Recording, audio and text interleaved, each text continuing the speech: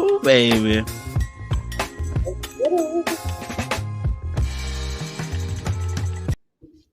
Hey guys, and welcome to Little Black Book 91. Yes, I am having one of those enthralling, engaging, and exciting conversations with Lee from Ready to Love. Listen, it's gonna be one of those conversations, guys. I need you guys to keep it classy, keep it cute in the chat. All right, we're gonna have some fun today.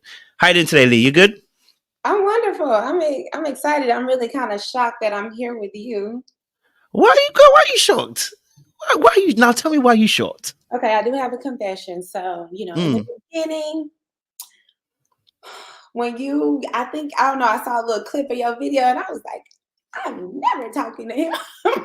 That's fair. But I love your interview style. I feel like you are one of the most effective people in getting like answers and understanding of people's journey. So I'm excited. I appreciate you. Look at where we are now, huh? Who would have thought it, huh? Yeah. You know, like that meme says, who would have thought it? Look where we are. You know what I'm saying? No, I appreciate you. I appreciate you for taking the honor of coming onto our channel and having that discussion, because you're a big part of obviously this particular season, and your story is one that has excited, has had twists, had turns, had people talking. So we are in your debt to come and have this conversation today. So I'm looking forward to it. I'm excited. Me too.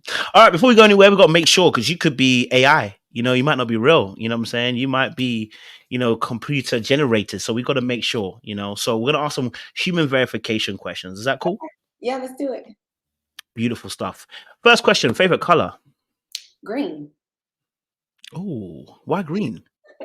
I love green. I've always loved green. I think, during the season I said, I've only worn green the whole time. I had to kind of check myself, but green is just, I don't know, it's just a feel good color. I feel like it looks great on my skin. It looks great on a lot of things. I just am a green girl. Okay, I like it. Green. Okay, fantastic. Favorite meal? Meal, I would definitely have to say anything like Thai food or sushi for me. Those are my favorite like go-tos. Love that. Okay, I'm not really a sushi fan, but I hear you on that as well. Yeah, the sushi. I don't know how people do it. How do you guys do it? That's what I want to know. And I'm like raw sushi, like yes, I love it. It's so good. I don't know. It's just I've always liked it. You're good, man. Your stomach's strong, baby. As soon as I see it, I'm like, "Ooh, baby, I need a little bit cooked for me." Okay, but I got introduced. When you taste it and you don't like it, or you looking at it and like, no, I'm dead on it. I mean, it's when I look at it and then I'm like, "Ooh." Okay, so let's try to taste it and see how you feel. Oh, I'm gonna hold you to that. You said let's try and taste it, so I'm gonna hold you to that. You gonna take me out? It's a 2023. Listen, it's 2023. I'm trying to be taken out flu somewhere, guys. Okay, all right. I'm trying to change the narrative. We don't know how today goes, if you can eat or not. All right, cool. I'm gonna do my best behavior. All right, cool. So favorite meal, fantastic. And then if you were on a plane and the plane was gonna take an emergency landing, it can land anywhere you wanted. Where would you want that plane to land?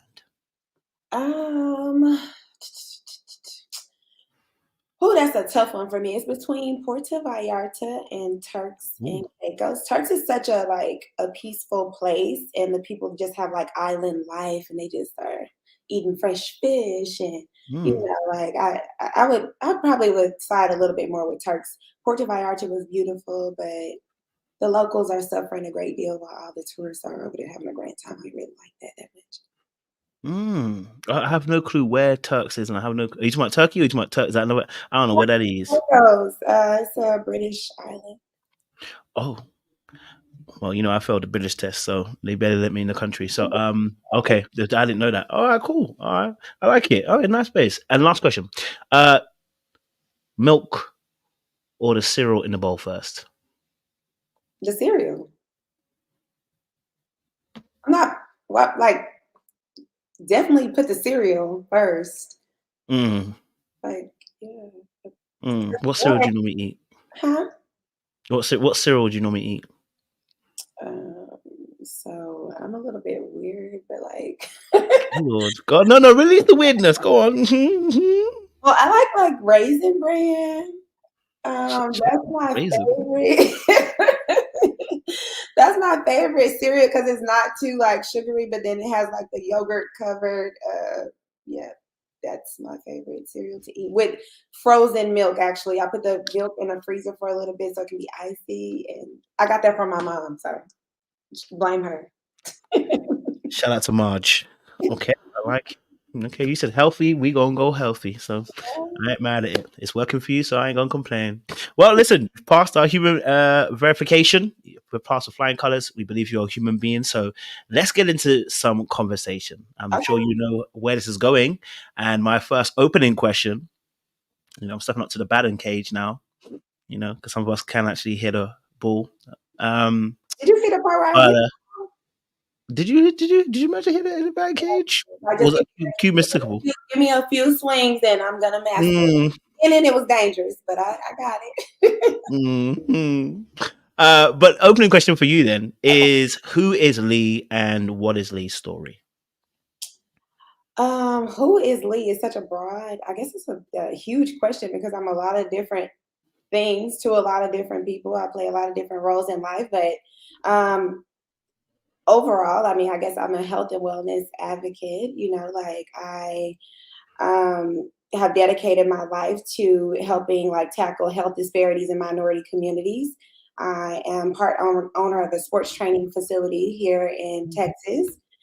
So yeah, my whole thing is health and wellness. I'm an aunt. I am, a sister. I'm the baby sister, of course.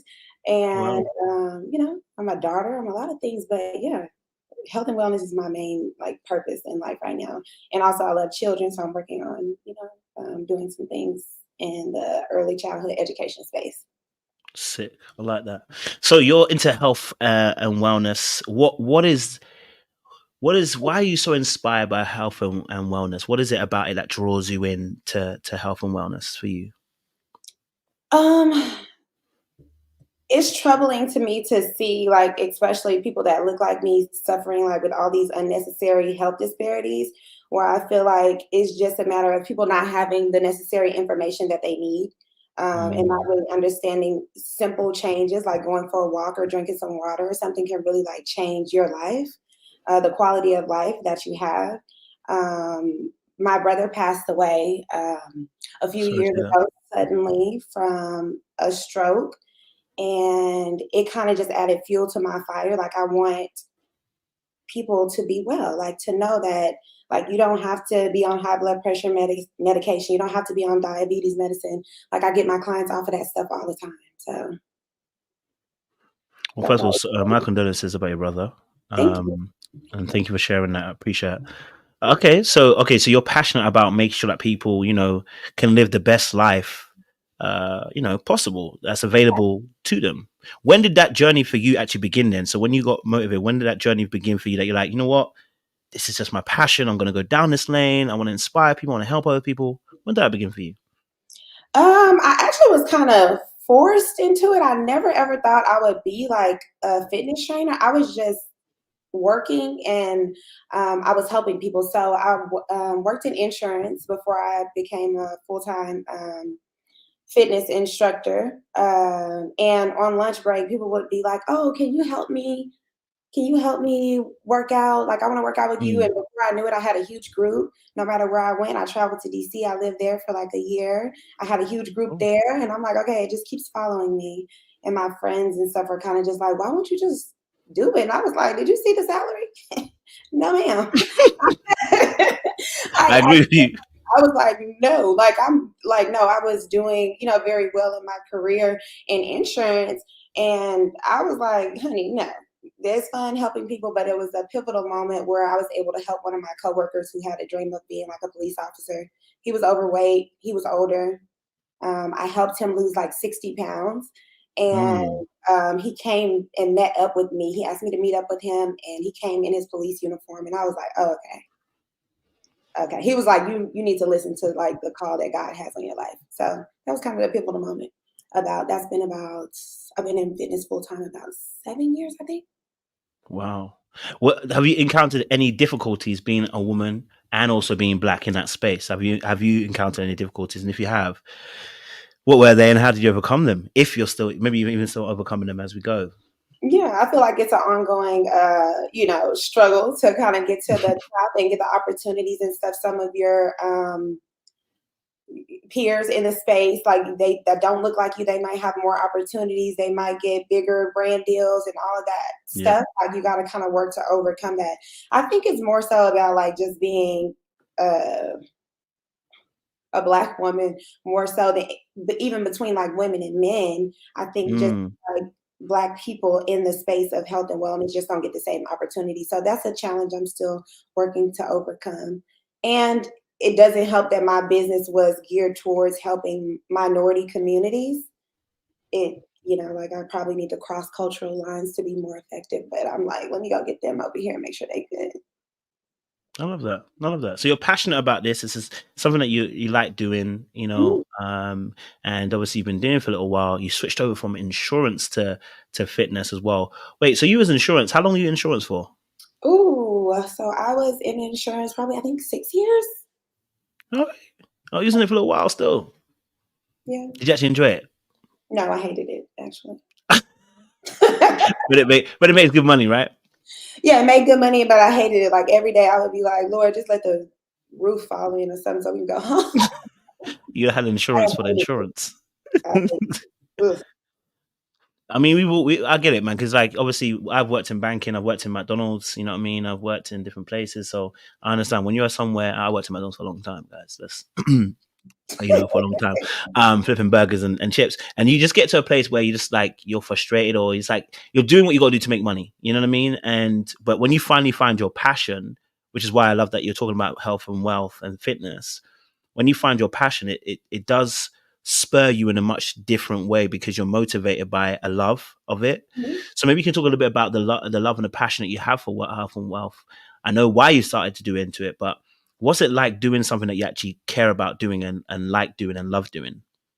Oh, well, just to reach back, I didn't enjoy doing insurance, but it gave me the discipline that I needed because being an Mm, independent contractor, I was probably off for a 3 year span. I probably was off a total of 6 days. Like you are a contract worker, you don't get damn. time off, you don't get any of that. And that was actually to like move locations. So I was able to take the discipline of just showing up every day and pouring that into my own business. So now that I've been able to like reach so many women and help so many women, like overcome infertility issues and all of that stuff, like, honey, my bell alarm goes off at 4 o'clock in the morning. I do not hesitate. I'm up because I know that I'm making a huge impact on with a lot of people. So it's beautiful. I love that. I love that. So looking back now, you're standing where you're standing. You're looking back at your life, and you're going, okay, this is where I am now. But when you look back and you see the young Lee, was this did you envisage your life looking like this when you were younger? Is that how you envisioned it? Absolutely not. So I always wanted to go into medicine. Like I studied biology in undergrad. Like I've always been Oh, um, intrigued with like the human body and how it, like I wanted to help people, but I never thought that I would be doing it in this way. A part of me felt like this was not good enough. Like this is not good enough. Like I need to be like a high achieving person. Like mm, I've always been like super proud to bring my parents like straight A's all the time. Super proud. So I felt like this was like a disappointing career to go into mm, until I was able to see like, no, God is really using you here. And it's not like a low career or something that, like, I don't know, sometimes people have a certain, people kind of show you respect based on what you do. That's why they ask, like, oh, what do you do? yes. They determine what level of respect they're going to give you by that. So I think I was in my head about that because, like doing well in life, it matters to me. But yeah. I mean, I get that. Yeah. You're absolutely right. Those days, where I tried to talk to some women, I told them I worked at McDonald's, it didn't go down very well. So listen, we all know. Listen, I flipped as many burgers as I could, but it don't change nothing. She saw the McDonald's sign and was like, So I do understand, like, in terms of like the respect, the status, and also, like you said, you have an image of yourself and where you want to be Yeah. and how you believe you can achieve. So you Mhm. want to be able to fulfill that potential, which is understandable. Mhm. Right. But then, like now, I think that I'm at a point where I see how what I'm doing is as helpful as medicine. So that is like, that's huge for me. Like you're effectively helping people, and you're helping a lot of people. And once I came to understand like pharmaceutical sales and the pharmaceutical industry, I was like kind of turned off by that. Yeah, that was kind of what turned me away from like traditional medicine. I was like, yeah, I really don't like this actually. It's kind of like a business. What was it you didn't like? What was it the part that you didn't like? From my perspective and my experience, things that I've experienced in my own life, it's kind of a business as opposed to making people well. You want to put them on a medicine that's going to cause them to need another medication and another one because you need to keep these companies in business. So I don't like that. I'm with you. You know, when you said about what you're doing, it reminded me of scripture, and I think is it James 5, where it talks about that, you know, that when you're sick, let people come in and lay their hands upon you. And what people always look at is people praying, but they don't realize that sometimes your role as a healer doesn't always encounter me having to lay any hands physically on someone in terms of spiritual, but sometimes the work that you're called to do is healing, you know, whether it's mental, whether it's physical, you know, whether it's spiritual. Your area that you're dealing with in terms of healing is the body, which is also important because we live in this body, you know, until we pass. So that's a healing thing you're doing at the moment, you know?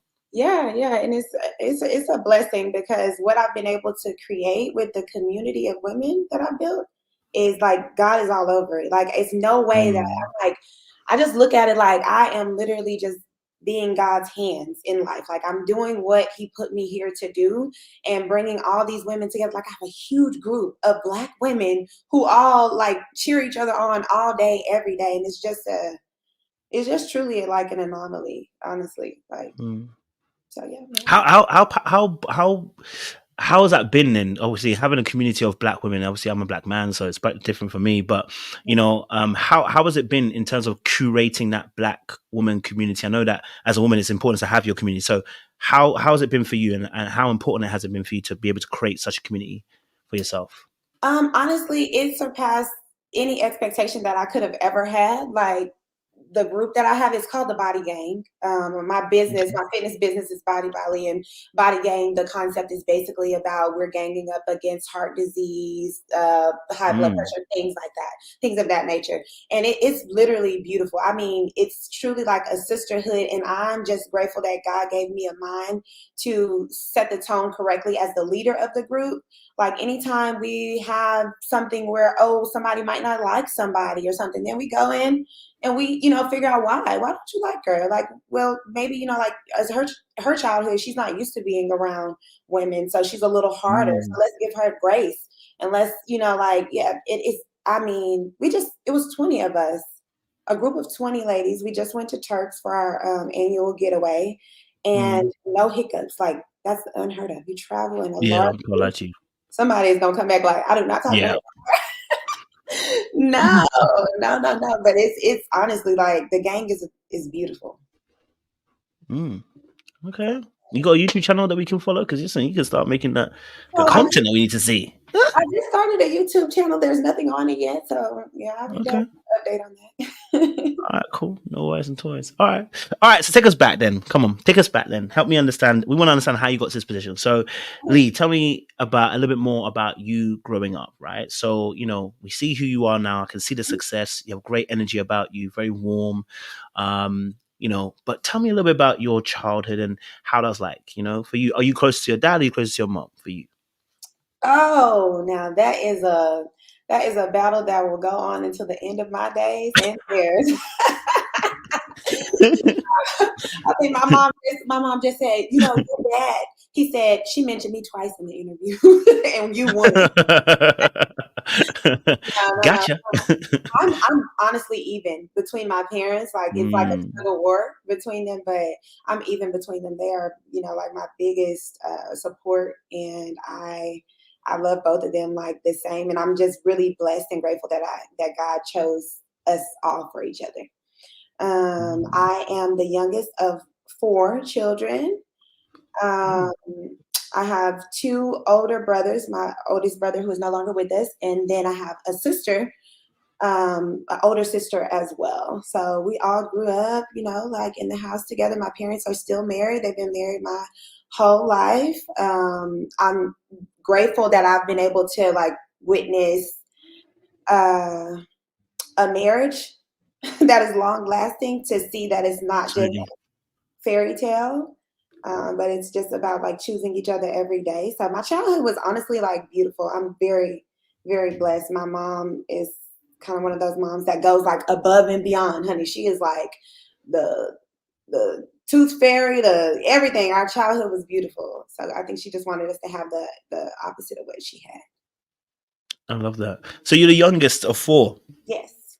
I'm the oldest, so this is interesting. So it's Yeah. interesting to speak to the youngest. What was that, your experience like of being the youngest? You know what I mean? Because it's never easy being in that position, you know?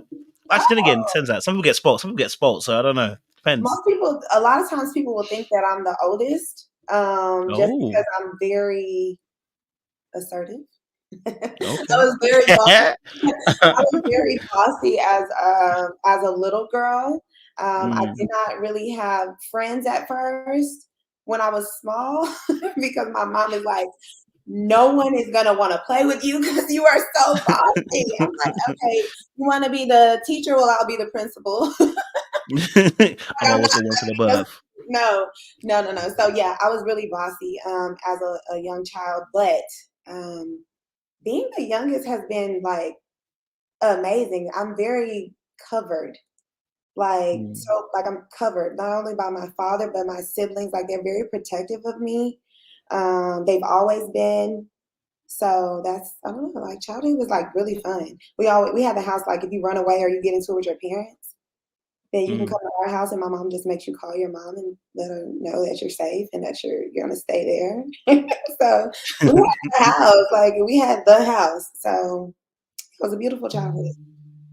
I love that. Is there a large age gap between your siblings and between the top and the bottom? No, my brother that's right above me, he's 2 years, and then my sister, I think she's like 6 years, and then we were all small at like one time, like Okay. sitting and very like, you know how people have a lot of small children, they're kind of like wild Mm. and crazy. No, my mom can take us anywhere. We're all gonna like sit in a row because we do not play with her. Oh, is mom the stricter one? No, she just makes a lot of threats actually, but they're empty. She's always like, "We're not getting no whooping when we get home." We like, okay, but we never got. I never actually had a whooping ever in my life. That's because she was always bossing her around, isn't it? Yeah, now she's like, "Ooh, Yeah. my mom." But yeah, it was I had a really, really like good childhood, but Mm, um, yeah, just it was a good time. I love that. Who would you say? Okay, so like, obviously, you know, sometimes siblings, like in my family, like I think myself and the youngest were quite similar, and the two in the middle are probably a bit more similar. Like Oh me yes. and the youngest are similar. So is Mhm. it how is it for like you? Who would you say you're more similar to out of your siblings? Oh, for sure. My oldest brother, like my mom Mm. calls us her bookends, and then the two middles they stick together. So when my big brother departed from this dimension, I was like, I know you did not. Just leave me here with them. Two against one now. Yes, yes, and they still like the middle. They still, they don't care that I'm just by myself. I love that. They still I love stick that. together. I love that. Now, I don't know. I don't, you'd have to answer this question, but obviously you've mentioned obviously your brother in passing. Yeah. And I guess I also want to ask, like, in terms of because obviously it sounds like he was obviously integral to the family, the way that you've spoken about him. Um, what how have you been able to navigate that space when someone passes? Because when someone close to you passes, can be very, how do I say, heavy for the individual person. So I guess I want to get your perspective and your journey through the grieving process of losing a brother as well. Yeah. So I feel like I'm very logical, like very, Mm. very, very logical, extremely. I actually went to therapy to talk about it. Um, because my therapist was like, even you can even put your brother's passing into like logic, like you can put everything into logic. So that was my kind of saving grace because I feel like Mhm. grief will swallow you whole if you don't get a hold of it. Um, I didn't realize the impact that losing a loved one had on people. All the times I had said my condolences and I'm so sorry for your loss. I didn't even understand what I was talking about until I asked my brother, and I understand that like now you have a hole. Like I have a hole in my heart forever, and I just need to. And you have to learn to like live with it. It doesn't. People say it gets better over time. No, it's been. I think this is year 4. It's not better. Like I want him to be here and see me. It's not better. It's just that I know that he sees me, but he's just not here. It's been really, really hard on my family. Extremely hard because he's like the big, ridiculous. My brother is energy out of control. He's the one that's gonna say all the inappropriate things. He does not care. He's, like, so you feel it. We feel it. We feel his absence. It's not like he's quiet, like my brother who's right above me. He's quiet. We have to check and make sure he's like, you still here? He's so chill. Like he's very, very quiet. So yeah, we miss him a lot. Just I think it was that I knew my siblings, we needed someone to kind of stand strong, and it just happened to kind of be me, to make sure that my middles were okay. Because my big brother is like the best big brother that you can ever imagine. It's with his passing, it like in that moment, I kind of felt naked. Yeah, like I kind of felt naked because, of course, my dad, he's very protective of all of us. But my brother, he's gonna crash out. He does not care. He always lets me know, like, if anybody messes with you, I don't care. Like and he's coming full force. And at his funeral, we got the biggest church that we could find, and there still were people lined along the walls. And his entire living kindergarten class was there. And I was like, that just speaks volumes about, like you and I thought I had a special relationship with him, but everybody, he's like, oh no, my son, people came up doing remarks. My son had a bully. Troy went to the school. He went to the school. He's like that. So yeah, it's been tough, but we learn to, just navigate life and learn that that's a part of it. We all have to serve our purpose and leave this place.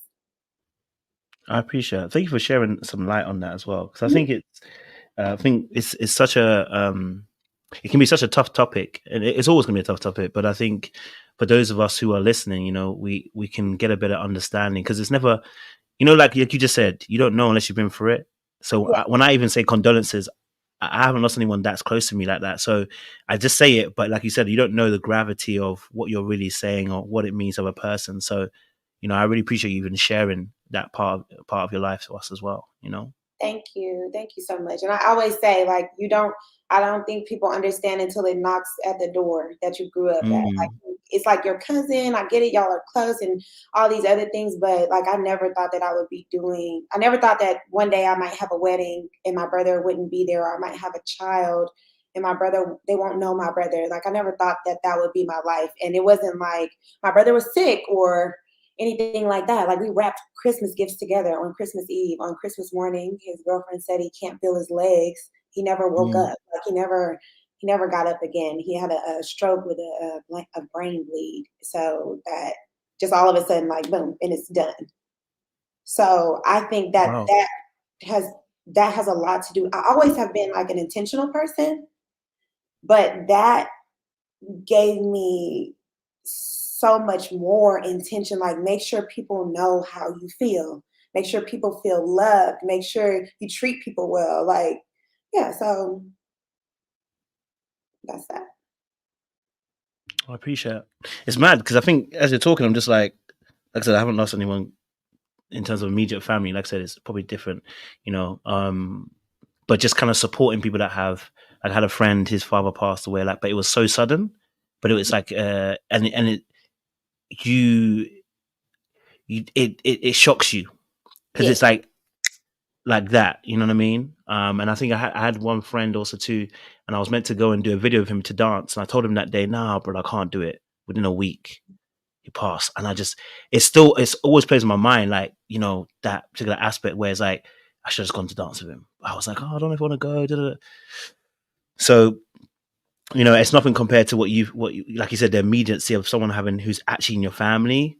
So yeah, I you know, I appreciate your strength and your courage for even sharing that with us as well. No You know, problem. So anybody watching this, if you love somebody, tell them all the time. mm, Overdo it. I like that. Good energy.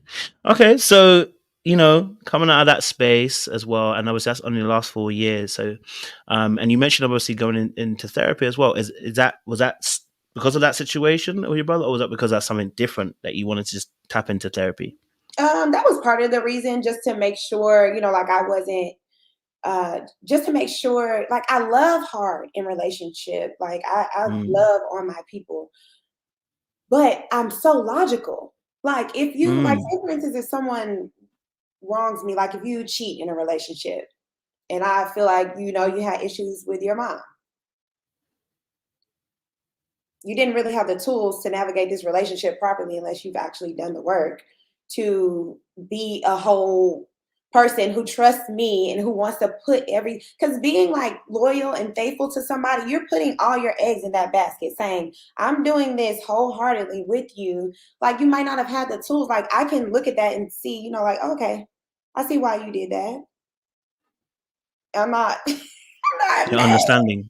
I'm not, yeah, I can understand people's perspective and understand that everyone is not set up the same. So I wanted to know, like, is that okay? Like, is that okay that I can understand these things? Because a guy told me, he was like, no, like when I mess up with my girl, I want her to call crying on my voicemail. I said, oh no. That's the that sounds like he wants a little toxicity in his system. That's what it Yeah, sounds he like. wants like a little, and I'm not that. I'm not that. I'm not gonna Mm, give you that. We're gonna sit down and talk about it and try to figure out like why are you this way? mm. Is Yeah. that something from is that something from both your parents, or did you learn that from dad or mom? Ooh, I don't feel like I'm like them in either way. They are Ooh. neither one. What? One of them, like neither one of them. I don't think my mom is very understanding. I think, but even Hmm. like, with her, like marriage to my dad, baby, no, my mama is gonna crash out about my daddy. She gonna fight. Like, and I think also that just comes like emotional maturity comes with time if you are open to it. Because like in Mm. my 20s, like the girls in your 20s in love, you was probably sliding down the wall crying somewhere. Listen, You was probably the doing walls be killing. it's like let's look at like what the real problem is so that we can go forward. I hear that because the wall sliding be real out here. Trust me, heartbreak will take you to a wall. You be sliding. You be sliding. First heartbreak be taking you out. Okay, so tell us about obviously then, because obviously through obviously high school and college, those are like key times in any kid's life or any child's life. In terms of developing identity. So tell us a little bit about high school, going into college. What was Lee like? What was you like at that point in time? So in high school is where I started to feel like I'm that girl. Like, because before I can be, like transparent about this. So like growing up and stuff before, like my mom and my sister, they are like lighter women. So I'm the only chocolate Oh. woman, and I thought when I was little, I'm like, I don't think girls are supposed to be dark like this. Like, Mm. I felt like this is not, but I never felt, it just didn't feel right to me. Like, I why am I understand. the only one? Um, and my dad will always like reassure me. My dad makes a big deal. If I got to get dressed to go to something, he is like making the biggest deal. So I wouldn't say that I felt like it just was a question in my mind, like, why am I like this? And they're not like this. And when I got into high school and I was in sports. I ran track in high school. I pretty much played every sport. Soccer was my first love. I'm huge in like soccer. That was what I love to do. I messed up my knee, had to have surgery, couldn't play anymore. Not Um, you dropping the Mandem's conversation. I injured my knee. I couldn't play football. That's what we all say. yeah, I messed up my knee, and they thought they said that I wouldn't be able to play sports at all, but I was so determined to run. So I ended up running for like the best team in the state. I was in the I think we were ranked number 2 in the nation. So just being a Sick. part of like that, it took like extreme discipline. My coach was crazy. He didn't care if we missed a school bus. He'll turn his lights on the track. We stay there late at night practicing. So high school was fun.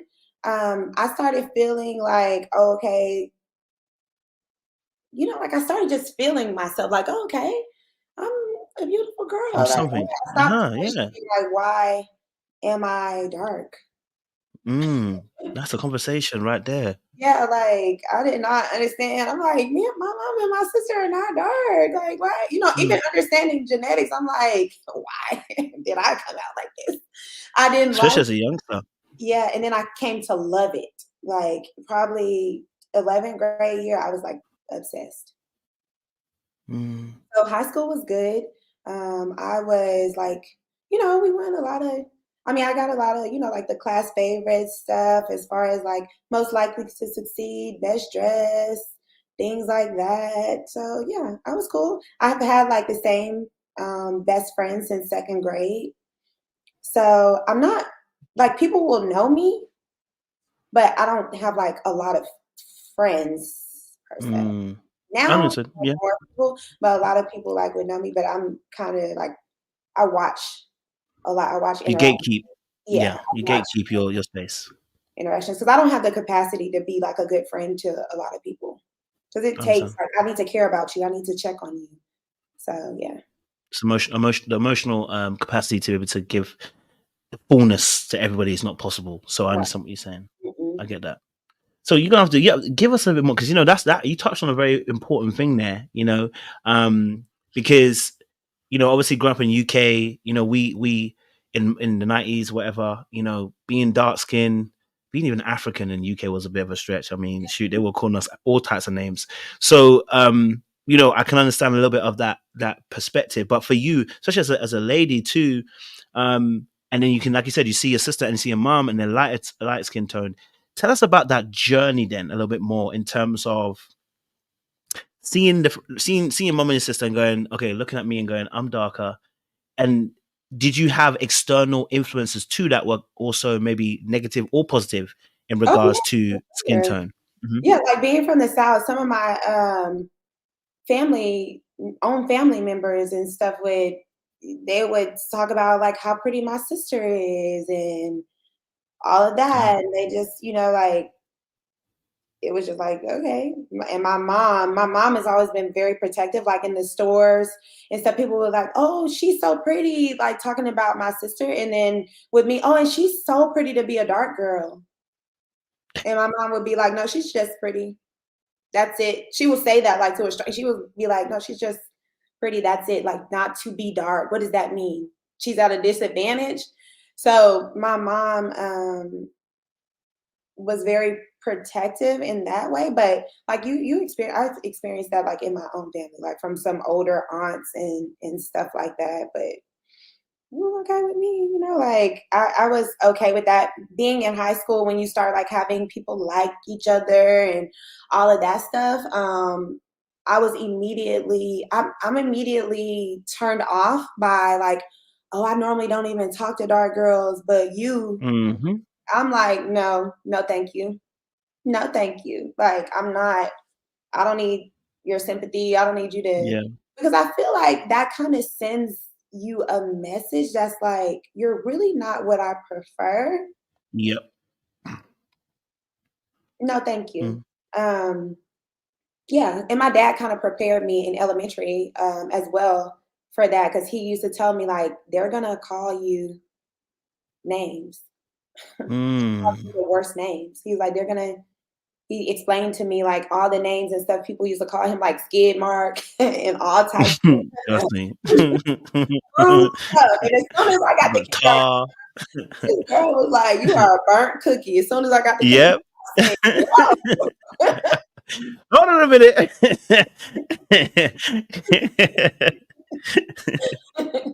Yeah, and then I was such a tomboy, like as a child. Like I'm outside with my brothers. What? I am outside with my Mm. brothers playing football in the Texas heat. And my mama is like, come inside. Because Because you are taking it too far. No, I get it.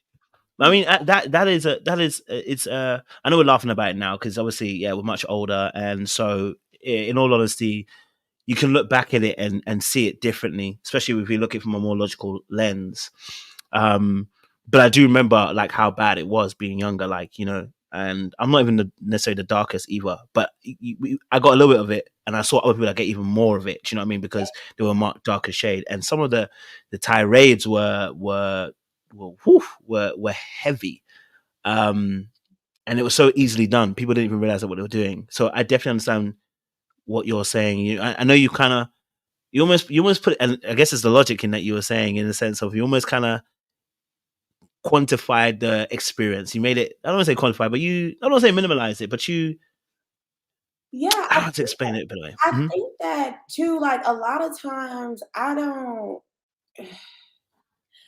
always been very protective of my mental health and how things affect me. I always have looked at things like I have an umbrella and I can let the things roll off, like let it roll off. Don't carry it with you. I've always had that mindset.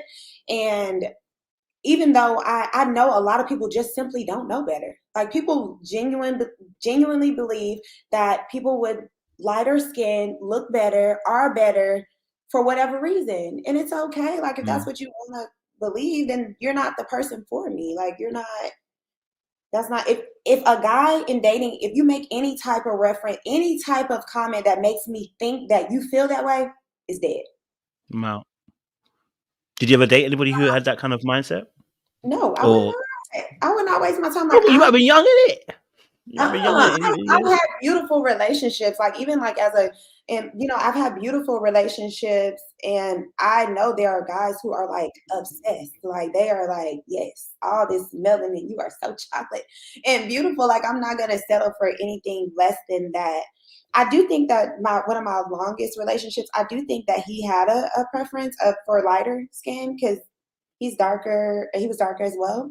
I think he had a preference for like, you know, I could kind of feel that, but it was never anything that he like said. But he would overtly. tell me about like, yeah, she was this, and talk about like, oh, she's like lighter and this and that. I'm like, oh, okay, I'll help you go find her. Tell us, okay, so tell it, because obviously help us understand. I'm a man, so help me understand. I know what you're saying, but maybe other people might not know what you're saying necessarily, right? So you're saying almost in a sense you have a kind of like a barometer. It's like a sense, you know, you kind of get a feel of when certain people have a particular preference, i.e., for those of us in our community when it's a lighter complexion.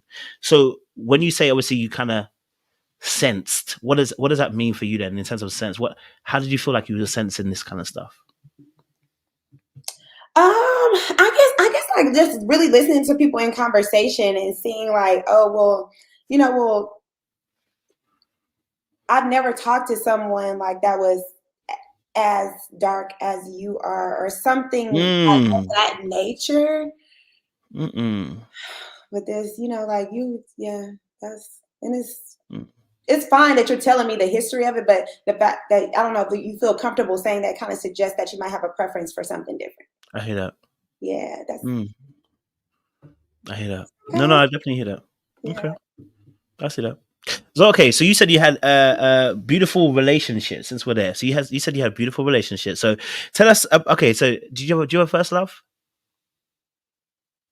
Have you ever been in love? I probably should ask actually. Yeah, I have. Oh, okay. You've been in love. Okay. So what was that first love like then? What was that like? Huh? So I would say like first love as a, you know, I don't know, like you think you love people, you know, in high school and stuff. That is crazy. Not you too.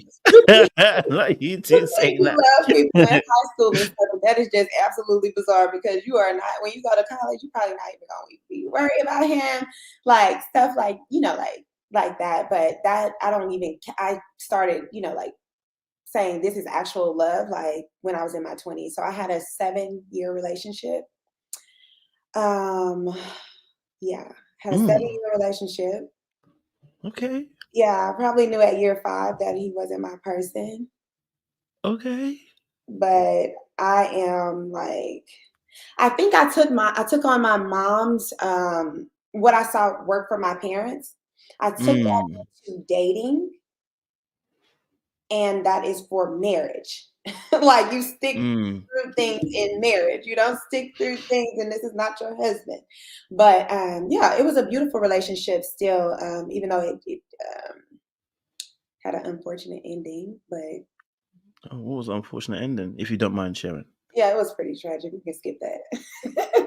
Oh, did they pass away? No. Oh, No, he did not. I just will say, like, his we ass were was cheating? huh? Was he cheating? Oh, yeah. Yeah. Yeah. So he's okay. Okay, let Okay, me tell you let's. the whole story since I know you love Yeah, because baby can't be skipping like that, darling. you love okay, so I knew at year 5 that he wasn't my person, right? But those last 2 years, I was working hard to build my business, like, so it wasn't really wasn't a pressing matter. He lived in another state. I I was the queen of long distance relationships. Um, he lived in another state. We would see each other and things like that. But he was in the entertainment industry, and that Ooh. can be, like a lifestyle to get used Yes. to. He Towards the end of our relationship, I kind of did a prayer plan. Me and his sister, actually, who I'm very close with, did a prayer plan together. And I was like, God, if this is not if this is not meant for me, and this is not just a season that we're going through, I need you to make it so bad that I can't forgive it. Like he can't wiggle his way out. He can't ask for my forgiveness. He can't, because I'm very, like, again, I love hard. I will, in my 20s for sure, I would be like so forgiving. Mm. And he ended up getting a girl pregnant. Hmm. Day This 26, is on day 27 of my 30-day prayer plan, he told me that. And I was like, I can't even be mad. Like, I can't even be as hurt as I would have been had I not been praying so, like so intensely. Like, I thank you, God, for covering me. Thank you, God, for showing me right now, because it could have been 10 years instead of 7. So that's true. I asked God, like, make it so bad, make it one of my hard no's. If you bring a child, you can get away from me, because I'm not rocking that baby. Take that baby to his mama and get out See my ya. face. Yeah. Yeah. So I started, like praying and stuff and asking God to just, like make it very clear to me, make it plain to me. And so we ended up ending that relationship there. And, but I still consider him one of my, like closest friends. We don't That's talk all the time or anything, but if he needs anything or if anything happens, he you're can still cool. call me. His family still like calls me or whatever. Like I talk to his sister still, so it wasn't like a bad thing. It was just like, you played, so go over there. Mm. Okay, so hold on. So start of year 1. What attracted you to this person then? What were the qualities that you were seeing, Lee, that you was like, So I think I've always been big on like feeling safe, and I think that's also like I've always been like covered by my, like from my parents and my siblings and all that, so that kind of translates over. I think like, like being a protector and being, like his family, like he has a great, from his dad to his uncles, like 13 of them, and they wow. all are great protectors and providers. So I'm like, you come from a good place. He just was very intentional in the first year. And I'm gonna be completely honest, and I know like the girls can relate. He was very intentional in year 1.5. After that, I didn't have no business. Like the facade, the facade kind of just like fell away. Like it wasn't like he wasn't showing up in that way after that. Like, Mm. and I think that he loved me the best way that he knew how. But sometimes people give you everything that they have and it's nowhere close to what you need. Mm. Relationship. So he did the best that he could. And like I was probably his first real like, Girlfriend. relationship as well. So I chalk everything up to us just being too young to even put ourselves in that situation. If I could go back, Mm. honey, we are 24, 25, 20.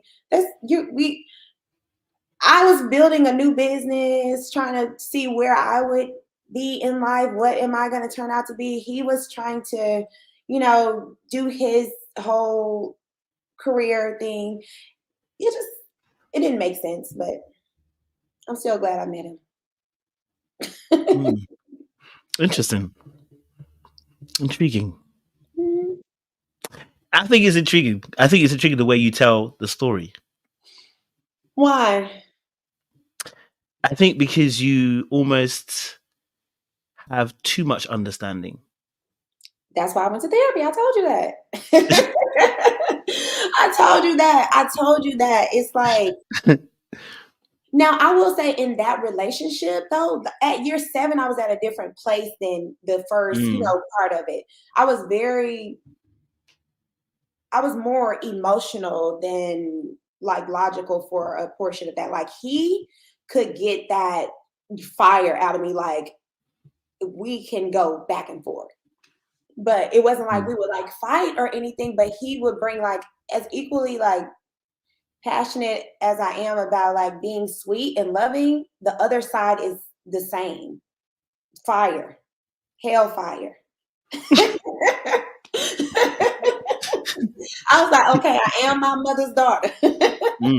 But yeah, eventually I calmed down and stuff like, okay, you can't, from being bossy to in my 20s also trying to have things go how I want it to go. That kind of translated over, but in the most subtle way possible, not like ever making him feel like you're not the man. I still always would make him know like you are the leader of this, but this is kind of where we need to go. Like we need to go the other direction if we want to win with this thing. But you can't control everything. God is up there cracking up at me like, girl, sit down. Sit down somewhere. Is that hard to? Is it hard to release the reins, Lee? Not now. Before, yeah, before for sure. Like I gotta be able to like trust you to. I knew he was cutting up. So I ain't had no business trusting me. We was going straight off a cliff. I mean, that's fair. Listen, I mean, that's fair. I mean, I get it. Look, it's intriguing because I think, like you said, you're recapping and you're retelling the story. So, you're giving us perspective. And I appreciate the fact that also you said as well that you had no business being there. You took accountability for that. You know what I mean? I think that's something that we talk about on the channel a lot. When you're recapping something, are you the villain or are you the hero? And if every time that something happens to you, you're the hero. Yeah, sometimes you're not always the hero, and so the way you explained it, I respected the way that you took accountability for your part, your portion in terms of why you were there. That's important. So after that that's the longest relationship. Was that the last relationship that you kind of entered into before Ready to Love? No, I was in another relationship for like I think a year and a half. And honey, you could not have told me that man was not my husband. I thought we got it right for sure. Been there. Yeah, that was the most. I think it was better knowing that someone is not your person because it's easy to just be like, "That's not my person." Lovely, beautiful, wonderful guy, but not my person. Than having somebody who you feel like you're so convinced that this is my person. This is it. This is it. And then it not turning out to be that. But it wasn't like anything bad happened or anything like that. Just not wanting the same thing. And I'm big on progression in relationships because at this big grown age, I'm not about to be your 5-year girlfriend, honey. I hear that. I hear that. So is that the reason why? Was it timescales were different for you guys? I can't really say that it was like just the timeline because I'm not like married to a timeline. Like you need to do this then. But like if we are at a point where we should be progressing and I feel like you're being like stagnant or, whatever, then I will like address it and say, hey, maybe you need to figure out what you want to do and we can do that separately because I don't want to waste time. Mm-hmm. So he wasn't on the right timeline, basically. I guess you can say that. It's all right timeline. It wasn't necessarily the timeline thing. It was more so the conversation change. Initially, like wanting to be married and wanting to do all these things and then kind of going to a place of, a lot of stuff happened for him. His career went crazy once we got together. Like, I mean, it went through the roof. And he's also, yeah, and kind of like public Is that the eye. statement as well? Oh, Yeah, okay. he's definitely like, yeah. So just a lot of stuff took off for him. So I didn't follow him. I'm like, you know what? That makes When sense. life is taking off and I'm getting my dreams and everything is happening right now, it's kind of a time where you need to go in that direction or whatever. So it was just that. It wasn't like bad or That's anything. fair. Yeah. That's fair. I get that. Okay, so then, so talk to me then. So, why are we on Ready to Love? Because clearly you're not short of catching fish. So, what took you on to Ready to Love? Okay. So, I said I felt so sure in that last relationship. With it not working, I kind of stopped trusting my picker. I was Mm, like, you are being intentional with picking people. And for whatever reason, I thought that there were like experts to pick people today. Like, I mm. don't know. And every time I've said that, people are like, girl, those people are not experts on Ready to Love. They are just casting people. They ain't. They I ain't. thought, like, life is crazy. Maybe you can meet somebody on there. I knew that the likelihood was slim, but I Mm, wanted to try to do something different, to do different. something that was outside of my comfort zone, basically, because I'm just pretty much like I work hard and, like that's my life. And I don't ever go outside of, like what I normally do. So I Mm. wanted to challenge myself to go outside of that comfort zone. And I did that. And it's been, I don't regret it. So Oh, yeah, you shouldn't. yeah, You I don't, shouldn't. It's an experience. but I did. I'm more proud of myself for just trying because it's when I tell you my family and stuff was so shocked, like you're on what? My dad thought I was joking until it came on TV. He's probably thinking, yeah, I never thought you'd actually go and do it. Yeah, so You did something outside your comfort zone. That's good. yeah, that's what Something I'm different. different. So I did. All right. So you get on the show, right? Yeah. You're thinking they're experts, and unfortunately, they're no experts. So that's a shame. Mhm. Yeah. It's an idea for those who are watching. Experts, please. But you get on the show, and where you get into the show, and you see the people for the first time. I always like to ask this question. Mhm. Who when you first saw them, it was that bit of me. Um. Okay. At the mixer, I think that probably Brandon and Quentin. Like Quentin had an athletic build, so it made me like, oh, okay, cool. Let's see what he's talking about. And then Mm, Brandon was very handsome, and then also both the Chris's, they were both handsome guys. So yeah. mm. Do you have a type? I didn't ask that. Do you have a type? Both my past relationships they're very tall. Very tall. Okay, so you like the height. You like the height. Yeah. Okay, I think fantastic. it's because I like to know, like, if somebody mess with us, he'll be like, smash. Like, I we're the same We hit. size. I'm like, oh Lord. No. Yeah, that's what Oh, I have dated like in the past, like taller guys, athletic, normally like have played sports like in high school or played some sort of sports or something like that. mm. Okay, Mhm. so you don't mind the sports person. So so wait, how come you don't date personal? You don't like dating personal trainers though? No.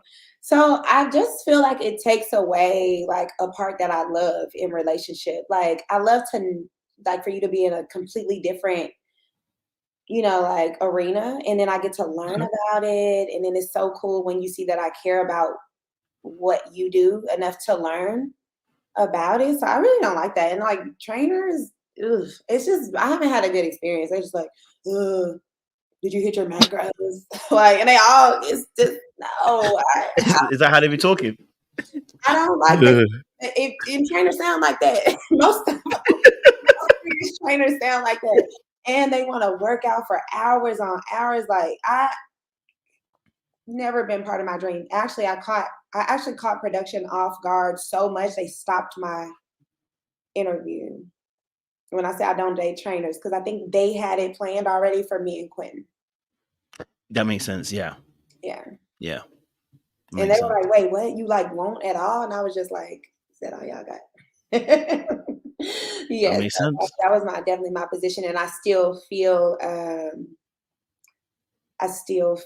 that today. That's fair. Yeah. That's totally fair. So okay, so then obviously, so Brandon, Quinton, the ones that kind of took your eyes, both Chris's took your eyes as well. First conversations that you had with the men, whose conversation did you first like? Oh, like that's intriguing. I want to get to know more. I want to maybe understand where this person's coming from. Who really started Me and tinging? Brandon had a really good conversation because I was digging deep, asking him about, like his recent divorce and his kids and all of that. And he was, like so easy to talk to. Quentin and I had a great first conversation because I think that's when we started calling each other twin, just because we had so many things in common. You did say that.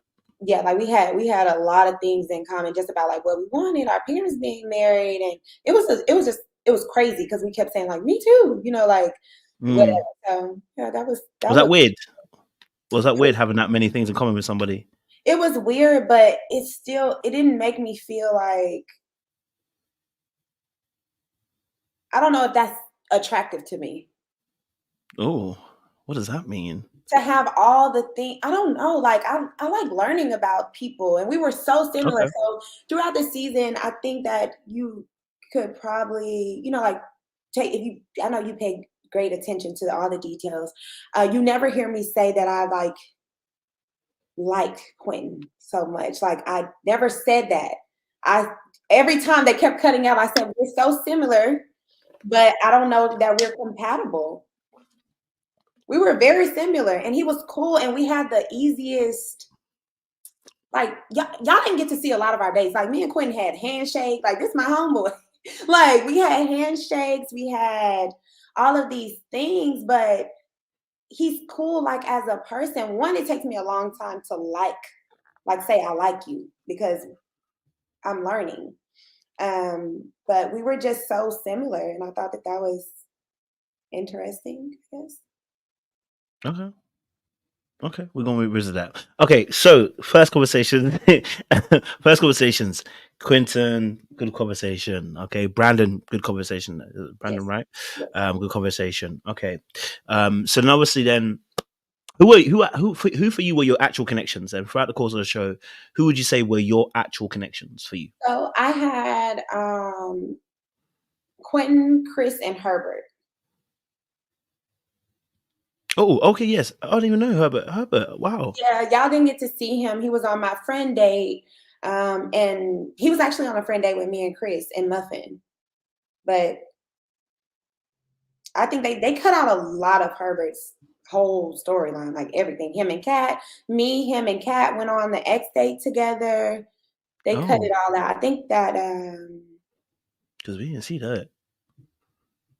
Yeah, he did a super cute date for me. He knows I love music, so we did like a versus date. But it was like on our own, like as far as like a virtual versus, like we played songs back and forth. Herbert was cool, and we didn't discover that until at like football when we played football because he was just like, "You're not what I thought." Like I guess people like looked at me and felt like, "Oh, she thinks she's all that or whatever." I don't know. So what was it about Herbert that drew you in? What was he? What did he have? Oh, knowledge of self. Like he knows who he is as a Black man. Like I love that. Like he's on all the little Black stuff in Dallas. and I had met Herbert before at our church. He was in the youth ministry thing a long time ago. That's where I didn't know him like that. I just had met him at church before. Oh, crazy. Okay, so there's even a little bit of history there in terms of church-wise. Wow. And he's very straightforward. He was Like Herbert will tell you the truth, and I like that about him. He was cool, like just getting to know him. Like, yeah, it was cool. But we didn't have like one-on-one dates or any of that, so I can't really say too much. But he was cool. Okay, so Herbert was pretty cool. All right, so that was another one of your connections. And then obviously, so you had Chris, you had Quinton. Did you say anybody else after that? No. So did you say those three? No. Okay. So let's go on. Yes, go on. Yes. I can't remember y'all didn't get to see like the dates and stuff that I went. They kept showing me with Marvin. Yeah, you. Listen, they did you both dirty, to be honest. I think because my facial expressions are very telling all the time. So I think that they were just trying to entertain people because Marvin, he was interested. I think I would say, like, honestly, I was trying to at least talk to most of the guys at first because they were trying to like talk to me or whatever. But then I'm like, look, I'm not even that good at texting. I can't manage all this. So I was just like, hey, I don't think that we can, like, I can't see this going forward. So don't want to, like rob you of your opportunity. So just focus on the other ladies pretty much. What did you think when he said, he has an ass worship fetish? I thought, like to each his own. People are into that stuff. Like the girls, I don't think he is short of anybody who wants to experience that. I personally don't need that. I don't need all that. And I'm down for we can have a good time. But all that, it was a lot. And it was a lot more that y'all didn't see because I think it was Marvin saying that he wanted to. I think it's a stag or something when you watch a person have interactions with other people. Baby, count me out. Oh, baby. No.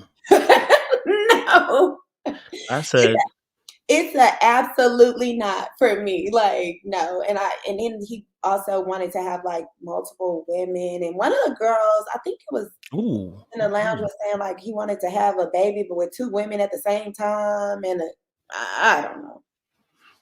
That's going down those dangerous lanes. For me, all respect and love to him for being honest and saying what he wanted, but that is not for me. Okay, that's fair. I mean, and listen, it's not easy. Not everyone wants hot wax poured on them, so no. it's one of those ones. Okay, fair enough. No. Okay, that's fair. Okay, so Marvin wasn't it, but you had two other great connections, right? You had Chris, you had Quinton. Now, I've obviously interviewed both of these gentlemen. Okay, and it's been interesting hearing some of the stories. Okay, I want to ask a question right at the gate. I don't even want to start at the beginning. I'll go to the beginning after I ask this question. And my first question is to ask. I asked Chris, why go on with a thing with you and Chris? Are you guys dating? Because I saw a picture was on his post. So I want to know straight from your lips, Lee. Are you and Chris dating? That's what I want to know. I just feel like, me, Aries, Cat, and Chris, we all stay together. We do all things together. That's our group.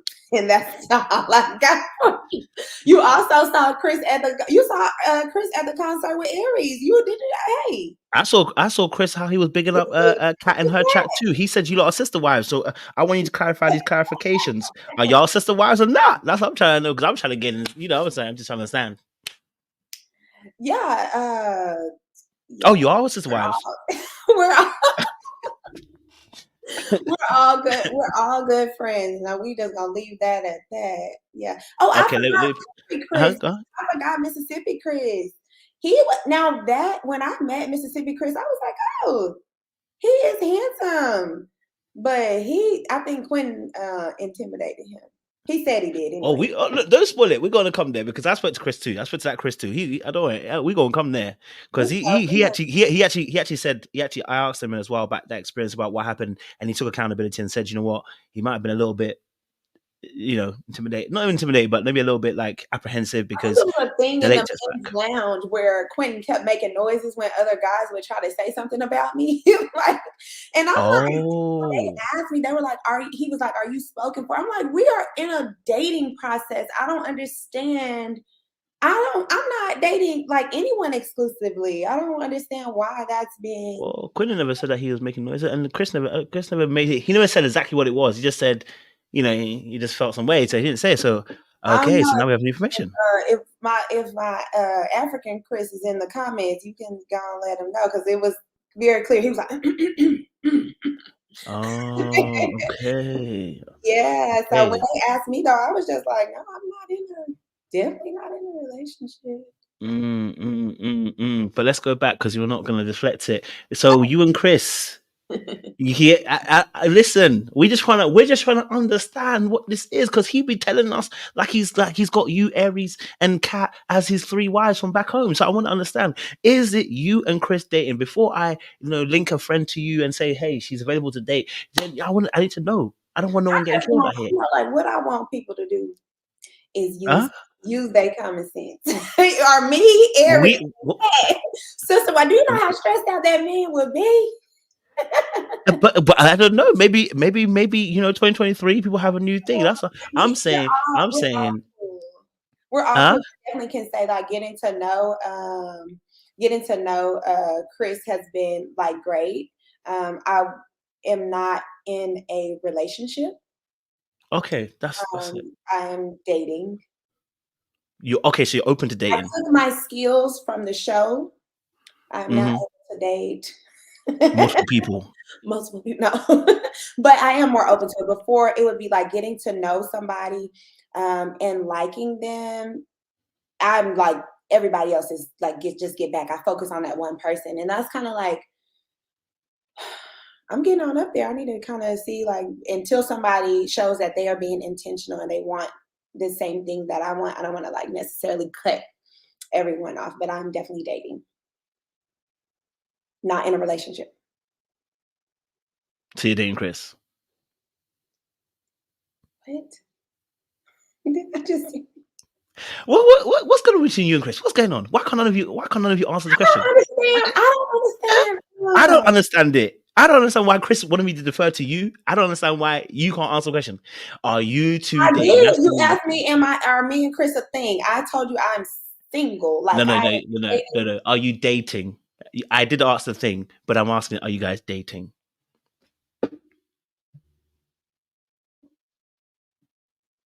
It's okay. That's your answer right there. All right, so that's your answer right there. That's okay. No. I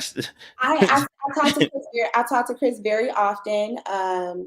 Like he knows my family. I think we're gonna be friends no matter what. Let me put it like that. God damn, that's friend zone right there. No, I'm not. He's not in a friend zone. See, that's the thing. No, that's a friend zone right there. If you tell me that he knows my family, listen, that is a friend zone right there. Our brothers. What I have learned, no matter what I say, either way, y'all are not gonna be happy. I'm telling y'all, we and Chris are good. It's not. I this is called that. We call this. I want to call this not even the brother zone or friend zone. This the phantom zone. He ain't never getting out because if you can't answer the question and he's deferred to you. See, that's the thing. I was prepared for today because I knew he was gonna get on here being messy. He's the one that started it. He started it by saying ask Lee, and I'm like, why ask Lee? Why can't you answer the question? If you're the man that's been intentional, he should be able to say it. And then I come to you, and you're not sure either. So confusion has started at the head. You know me, the head before the neck. So if the head can't give you the answer, the neck can't give you the answer. So clearly there's something happening here. You know what I mean? But he seems like he's in a friend zone. So I'm gonna leave it there. Dang, that's very rude. I did not say that. You didn't say that. I did not say he was in a friend zone. I said we talk all the time. I'm just getting to know him still. Okay, so okay, all right. So Chris, and yourself and Chris, the connection, right, on the show. You guys obviously had some conversations and stuff. Y'all were talking and stuff, and it got to a point, obviously, where you had Quinton and you had Chris at one point. Was it actually like that for you, from your experience, or was the show kind of shown a bit more than it actually was? Because it looked like you two had two at the same time, like two choices, but was it actually like that for your perspective? That I had Chris and Quentin at the same time, like as far as the end part. I really feel like they didn't I really feel like they didn't really overlap too much because Chris and I were kind of late. The first time I went on a date with Chris was on the friend date. We never had been on a date before. What happened was I had a lot of dates with Quentin. Like a lot of dates that y'all didn't get to see. Like we had that first date and then they didn't show y'all. They tried to take us to some sort of fun house that was. It wasn't levels. It was not fun. Like it was very weird. It was like a very weird experience. We went to like a fun house. We had a workout date. We had things that y'all didn't get to see. So my dates were with Quentin. So when the confessionals come out, it's like always about Quentin because that's the only person I'm seeing. Oh.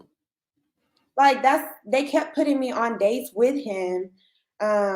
So that's why it looked like that. Now, I will say when we went to the house, that was when Chris and I would have that was our first opportunity to have time to spend together. Quentin and I's connection had kind of dwindled away right prior to us going into the house. It had kind of like, I wasn't even, we weren't even talking to each other really when we were getting ready to go into the house. I thought we would have a conversation in the house to kind of just wrap it up. I wanted to like wrap it up. Like you have to end things on camera. You can't just disappear. But we didn't, he didn't talk to me at all at the house. So me and Chris spent our time together at the house, and then he got eliminated.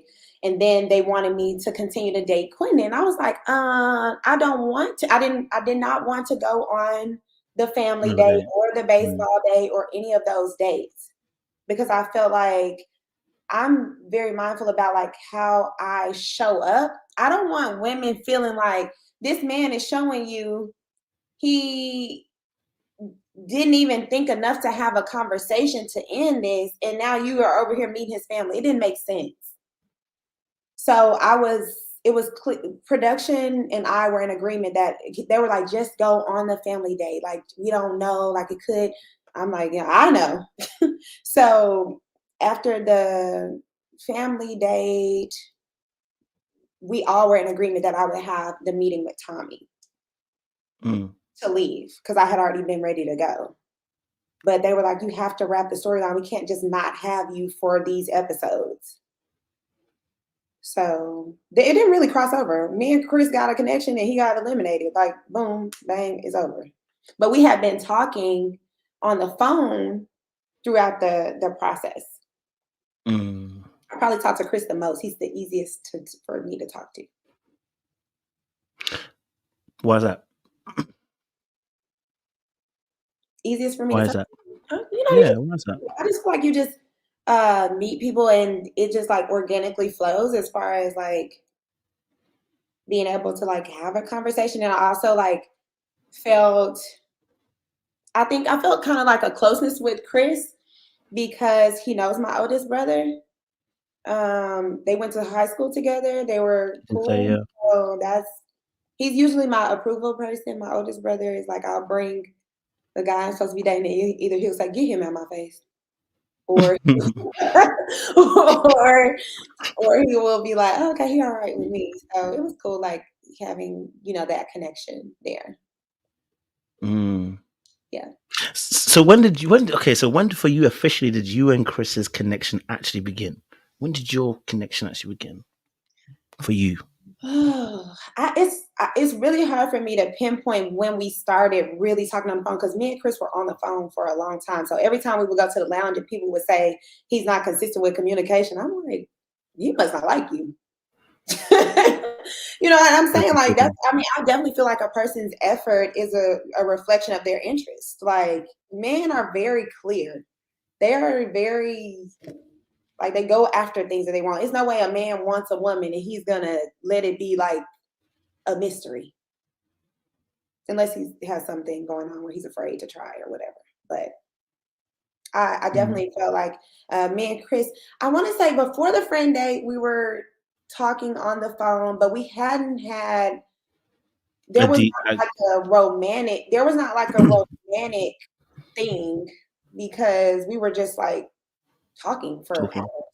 Cool. Mm.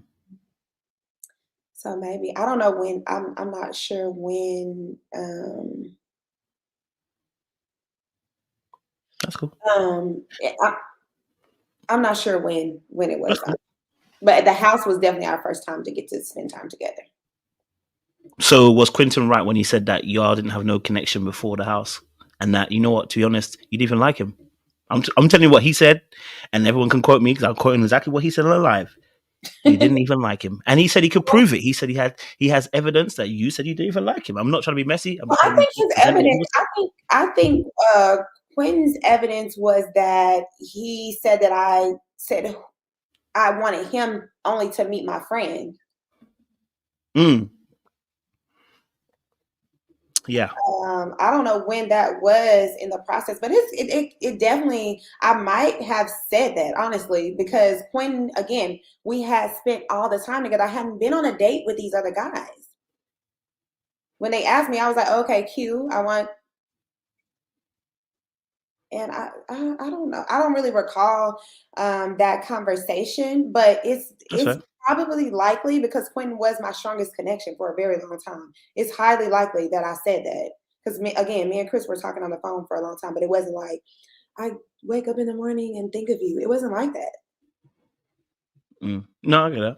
I totally get that. So, but up into the house, it's a house that was mainly that the stronger connection for you and Chris, where it started to look like it's more open towards a more romantic kind of relationship. Before that, it was more conversation, but at the Mhm. house for you, that's when it started to open up a bit more in terms of like getting into a romantic relationship. No, the friend date is when I was like, okay, he did good. Because my question about Chris up until that point was, is he able to be assertive enough? Is You he just said, able to lead?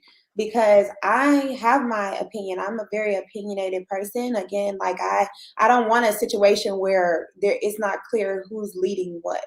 So I had a question about Chris's ability to be a leader in relationship because the Chris I know today, I wouldn't have had that question. During the process, I'm like, why won't you just say what you feel? Like, say it. Because again, going back to the ladies' lounge, hearing that he's being inconsistent with people, he's doing this and that, instead of just saying, hey, I'm not interested. For a while, we had that, and I didn't really like that. So yeah, that's where we were. you needed him to be more direct at the time. Yes, I like just be assertive and let it be clear. Don't waste people's time or have people having these opinions of you when it's just a matter of like you not being interested. Just say it. Mm. Okay. So now you're saying that the Chris that you now know today is different from the Chris that was in that process. I'm just trying to get a feel for you, Lee. You know what I Like mean? I, You know? I feel like it was two different experiences. Chris was concerned with how he would show up. Mm. He was treading so lightly, being so nice to everybody. And I'm like, you need to say how you feel. Like, it's not necessarily mean to say, hey, this is not it. Is that what happened in that conversation between yourself and Lee? We get an exclusive, and there's a conversation between you and Lee, and sorry, between you and Chris, and you're saying to him that he should kind of like be honest about the word combative and what he was saying, and actually stand on his 10 toes and square. Oh, well, so in that moment, it was just very frustrating because I sat down and talked with Chris because he was my connection, but the whole thing, I don't like men who are not able to just say what I they hear you. feel. Like, you are a man. Like, these people cannot run over you. Like, you need to say what was said, say what your experience was so that people can grow from it. I think I was very frustrated in that That's situation fair. just because combative to me is not something that you cannot call a Black woman. If Mm, that has been your experience with her, then say what it is. Like, it say is. what in that moment, Chris was, it felt like Chris was kind of like trying to uphold some sort of bro code and not say what happened. I'm just like, what are you That's doing? real. People like say say what happened so that there can be a conversation so that we can go on. Because it was like a line up. I'm about to get it. I'm about to To the whip firing out. squad. Yeah. Like, I'm like, oh my God, like just say what happened so that we can have a conversation. But yeah, I get it. that wasn't necessarily the but I didn't want him to. Now looking back, I understand. He was just, like looking back on it, I understand that it wasn't worth the energy because no matter what, if you say certain stuff to people, it's not gonna get better. Like some people are just rooted in different stuff. No, I mean, listen. I actually get it. I'm not mad at it. Yeah. I said in my review, I did say that, going on based on what you had said, you like a certain type of individual person. I don't think it's wrong either to have that kind of person that you want who stands on their square and is 10 toes down. And there's, as a man as well, speaking to ladies and understanding, there is nothing more unattractive. And Chris knows, I've spoken to him about this. There's nothing more unattractive than when you say something or do something, and then you hide behind something else and not stand 10 toes down because you said it, right? And it means as well, longevity wise, that's what you're probably going to do in future. You're going to say something and kind of hide your hands and not be like, it's unattractive for us as men not to be on that square. You said it, deal with it, move past it. You know what I mean? Right. So I understood exactly what you were saying. It's for women. I understand your perspective and why that was a conversation that needed to be had. If that's what your experience was, that is what your experience was, which I totally get. I don't think you are wrong for that. Now, from your perspective, that scenario where because you were sitting down there too. So there's, yourself, Janelle, Kat, Jessica, Chris, Phil, Q. From your perspective, what was it like? Because obviously we get that edited version. We get that moment where Kat and Janelle go back and forth. We get the, conversation where Chris has been asked whether he said this word or not. From your perspective, how did you view that situation?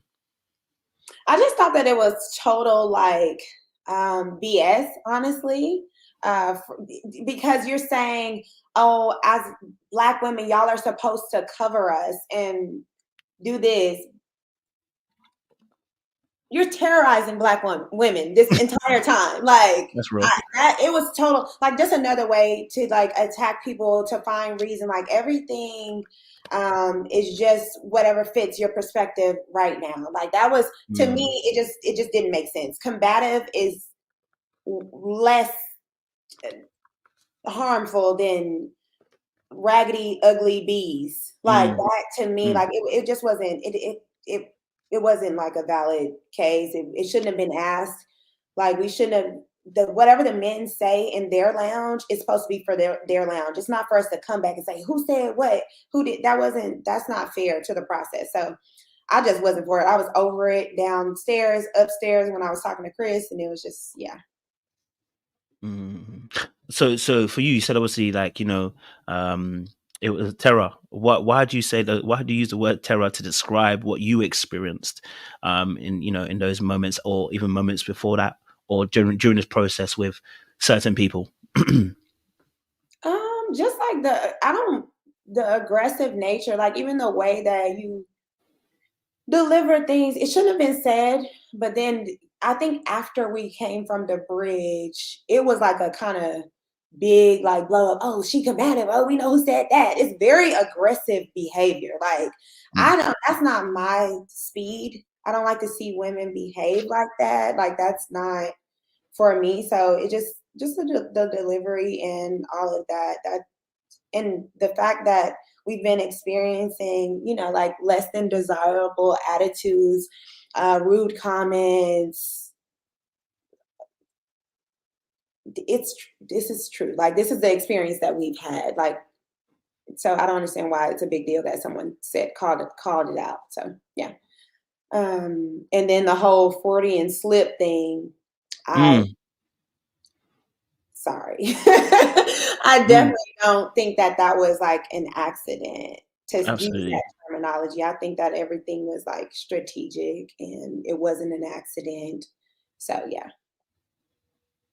I definitely hear you on that. Now you had a little moment with Jessica in the room where she tried to say that she cannot be bought, and you definitely let her know in the most politest of ways and respectful manners that hey, this not how it's running around here. tell me from your experience, what was that? How did you view that situation? I know you kind of said what you said, but how did you view that situation in that immediate moment with Jessica? I just, like, I'm not like, I'm a non-confrontational person. Like, I don't like Mm, confrontation. I don't feel like it's necessary. A lot of times I'll just let, like, it go. But in that moment, there have been several references that I don't think the edit showed where she was talking about how he can buy this or that, and then saying he can't buy me. Now, Jessica really likes Chris. mm. She really did.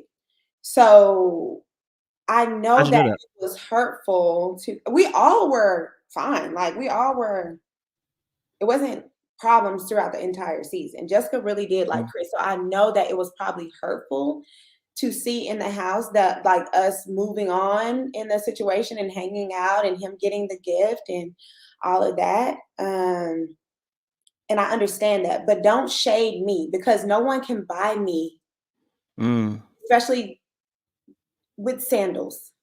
Yes, but they were brilliant saddles though. But yes, you're right. That, like, if you bought me an apartment complex, then we might Our conversation. I hear you. we might have Buy me time of assets. Yeah. it doesn't matter that if they were nicer sandals or whatever, like, don't reduce me to that. So that Yeah. was really what I was defending. Like, hold on, ma'am. Because I think that they're, like, they kind of just felt like, I think certain people in the process felt like that they were better for whatever reason. Oh, I can't be bought. I can do this and that. Like, I work hard as well, but I don't have to go around and make it seem like, I don't know, I'm better than anyone or anything. Like, I can't be bought. And, she said it a couple times. And I'm like, listen, Mm, well, that's what we're not going to do. Let's stop. mm, Let's stop, because that's not true. Like, my connection with Chris going into the house and coming out of the house was the same. Like, we were a connection going in and coming out. So to say that the sandals changed anything for me is just ridiculous. Like, sandals? Thank you for the sandals. They are very nice. And I was very appreciative of the gift because he didn't have to do that. We didn't mm. have the history or anything for him to do that, but he just said, I just want to acknowledge you for being a good person. And it was more so the thought behind it, not the fact that he bought me sandals. Like, come on. That's fair. Yeah, I get that. I didn't appreciate that. And then she tried to say, I'm not trying to shade you because I had been quiet throughout the whole process. So I think she was kind of shocked that I said You something. were. Mm, Yeah, I think she was kind of shocked that I said something because I'm pretty, like, laid back, but I'm like, hold on, let's back it up and mm-hmm, let's address it, because you don't like allowing yourself to evolve. Like, your connection was Chris, and then you went to Marie. If mm. people can evolve in the process, like, yeah, my connection can be Quentin today. He might do something to make me mad, and Chris can be my connection now. It's not like it was the only person I was talking to. So just allow people to evolve in the process. But the sandals didn't make a difference. Like, just the time together and getting to know him was more, What made a like, difference? yeah. How did you deal with territorial Janelle? Because we saw on the particular house mansion, you were talking to Quentin, and it was one of those moments, which I'm guessing there was probably more of those situations because you addressed it on the reunion, where she just pop up, bam, just be there. Suddenly, Quentin, it was like Mrs. Bouquet. So I want to know from your perspective, how did you deal with the territorialness of Janelle? I didn't. I didn't. I don't give energy to certain things. It wasn't worth it. Like, there were smart comments being made when he tried to, like, talk to me and, Mm, like, always giving wasted camera time. Yeah. So, and of course they can't play. If you say camera, you never see people say camera on TV because you can't say camera necessarily. But it's giving wasted camera time, like, certain comments and stuff being made. But I'm like, okay, I know this is who you are. I'm not going to give you the energy. And I am a firm believer that when a man wants to, he will. So even though two things can be true, you're acting a fool, and he also is okay with that. He's okay with that. You know, so the only communication Quentin and I had in the house, I found out that he did poetry. He texted me a poem. Oh, It was a what did he poem do? that he had written, and I mentioned it in the lounge, but they didn't show it in the edit. I was like, yeah, that connection for me was like, because they couldn't show that in the lounge because I was saying how the connection was pretty much done. But he did text, because we didn't talk in the house, but it wouldn't have made sense for me to go forward on the family date if they showed that segment. So he texts you a poem after the house? No, at the house. At the house? Yeah, it was like a poem that he had written. It wasn't like roses are red, violets are blue, this and that, blah, blah. No, no, no. He texted me a poem, which I knew was there. He didn't share his poetry because it's like a thing that he kind of keeps to himself. And he sent me a poem while we were there. But I think Quentin felt bad because even just showing regard for our friendship would have meant we had a conversation at the house. He didn't show any regard. So to me, that there was nail in a coffin at the house. Like, it's dead. It was dead, now it's dead. Say it 2 times a minute. Was the poem good though? Was it good, the poem?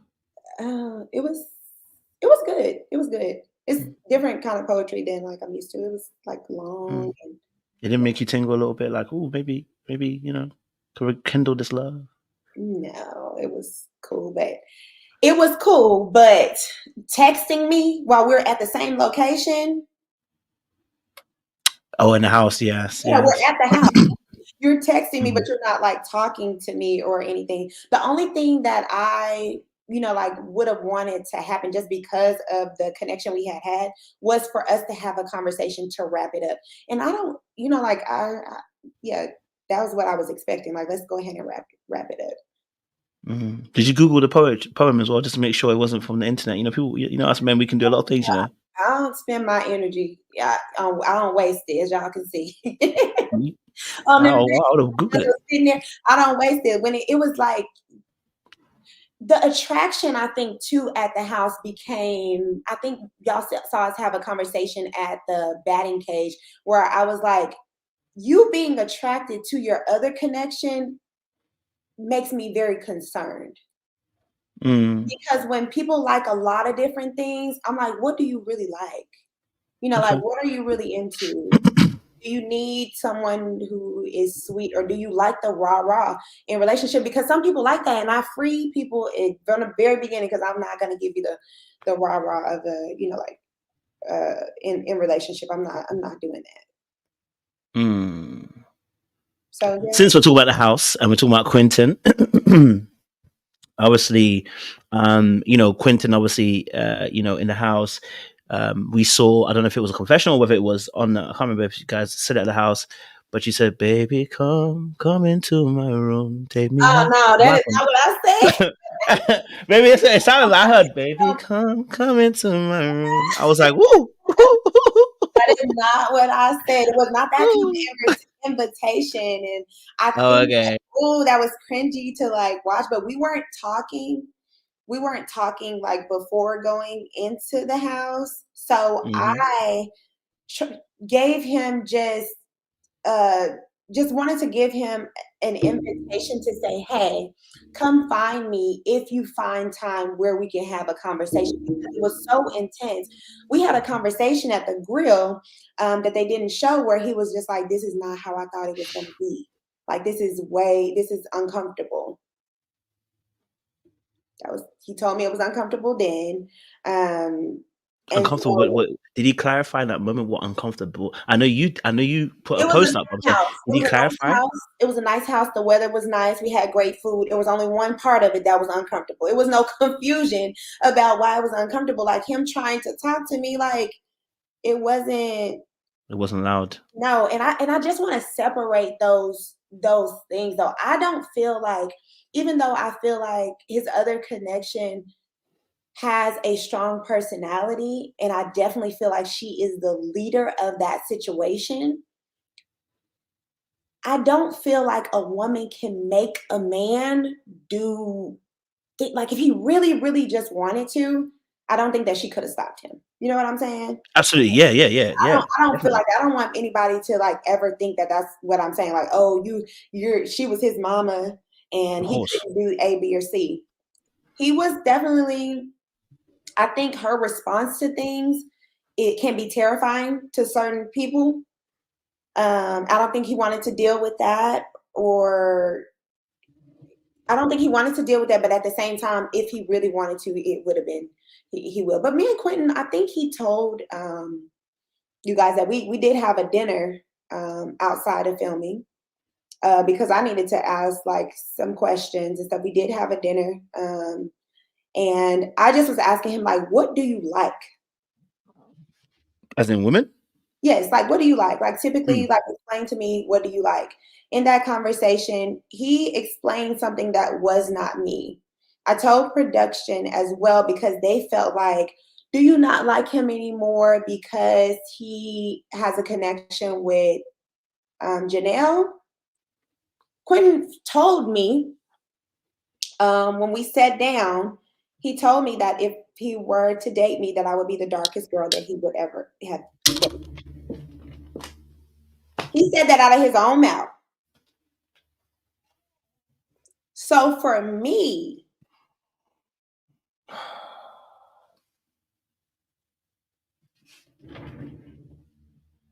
Go on. he also explained to me like, oh well, I think he said that he liked taller girls, and if you're shorter, he wanted you to have more. I don't know, like you need to be like thick, you need to be like whatever. And I'm not like skinny. I'm not like skinny or anything, but just the way that he was explaining it, it was. I'm already trying to get to know you outside of like what I necessarily normally prefer, but he did tell me that, so I think that was when I told production that, they was like, he said that, and I was like, yeah, he told me that, like he told me that, and I'm okay. I'm okay with that. It's okay if that's your preference. To tell me that, I feel like that's your preference. It's okay for you to have that preference, but for me, that's not what I want for myself. So I hate that the way the edit is done, it looks like me trying and trying and trying when it was like, I'm just going on dates to wrap up the storyline. But that was not like, Quentin is a cool guy, like he's cool. Like I don't have any beef with him. I don't feel any way towards him, any of that. But we are not for each other. I think people saw two fit people and felt like, oh, yeah, Quentin fumbled. Lee, they want me to either be boring or Quentin to have fumbled, when in partnership, there has to be like purpose in partnership. Like we have to be aligned with each other for this to make sense. We're not aligned, and that's okay. Like it's okay. So I'm sorry you have to go through that. That's not a nice um, experience. That's not a very nice experience at all. When did he actually say this? this was when we went to eat. We went to Papacitos to get some food. Oh, is this the one where you guys? He said that you guys met outside of our Yeah, production. yeah. Just the time you talking about. Okay, yeah. Yeah, we did meet outside of production, and he said that, but I never said it during like interview and stuff because I know how people can like respond and like feel like, oh, he's this and that. He always would say like, you're so beautiful to me. He was like, I never thought about. I asked him like what were his physical preferences, and then we talked about like deeper than physical preferences. And when he said that, for me, that I knew then, like, there's no way that this is ever going to be anything. Like, it's not going to be anything. But I don't even remember when in the process that we had that conversation. But I feel like it was after the friend, either right before the friend day or after. And it's fine because people can have preferences, but you don't have to like submit yourself to that type of, like, you don't have to try to be with those people who don't prefer you. So how do you feel? Because if I remember correctly, at the very beginning, he was accused by Akira. And you said, hey, he seems to like me. And then you find out later on that his preferences are not you. So even though that wasn't his preference, Q still, like, y'all didn't see a lot. Like, he bought me flowers. He was still very nice. Like, we had a good time together. I don't think that someone just doesn't like, I don't think that he didn't like me. I Okay. just think that I'm not, like, if he could build his dream girl, it wouldn't be me. Mm. And I want to be my man's dream girl. So that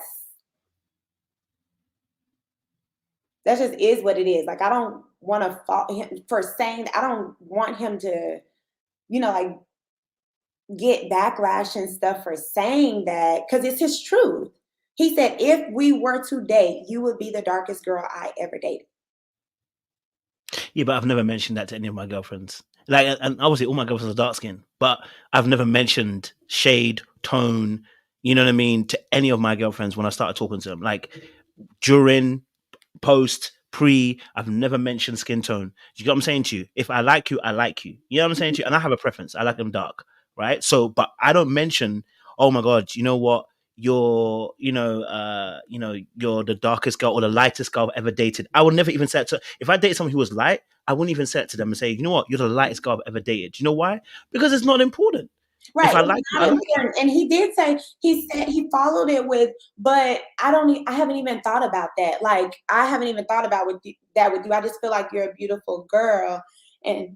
But for me, that's just one of those statements that's like, I'm good. That's a no-go. Like, I'm good, because I worked so hard, like, as a young girl, to get to a place where I loved my skin. I'm not gonna be in a situation that makes me question or feel like, do you like looking at her because she looks different, or because she, like, whatever. But yeah, that was his preference, and people are allowed to have preferences. So that, like, of course, overall, I question, like, what that's rooted in, Mm.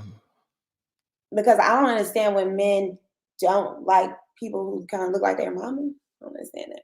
Mm. But they still have No. the room and the right. They have the room and the right to do that, and so that's fine. Yeah, it's kind of mad. So so after that, so was that the contributing factor towards the downfall of the relationship? Because you guys, like, you both said it. Like, when I interviewed Quinton, sorry, I said relationship, I apologize, connection. But Mhm. when I've interviewed Quinton, he said the exact same thing you just said. When you first started talking, y'all both were like, crazy. This is to connect. Like, we understand one another. We it's like we've got the same brain almost, right?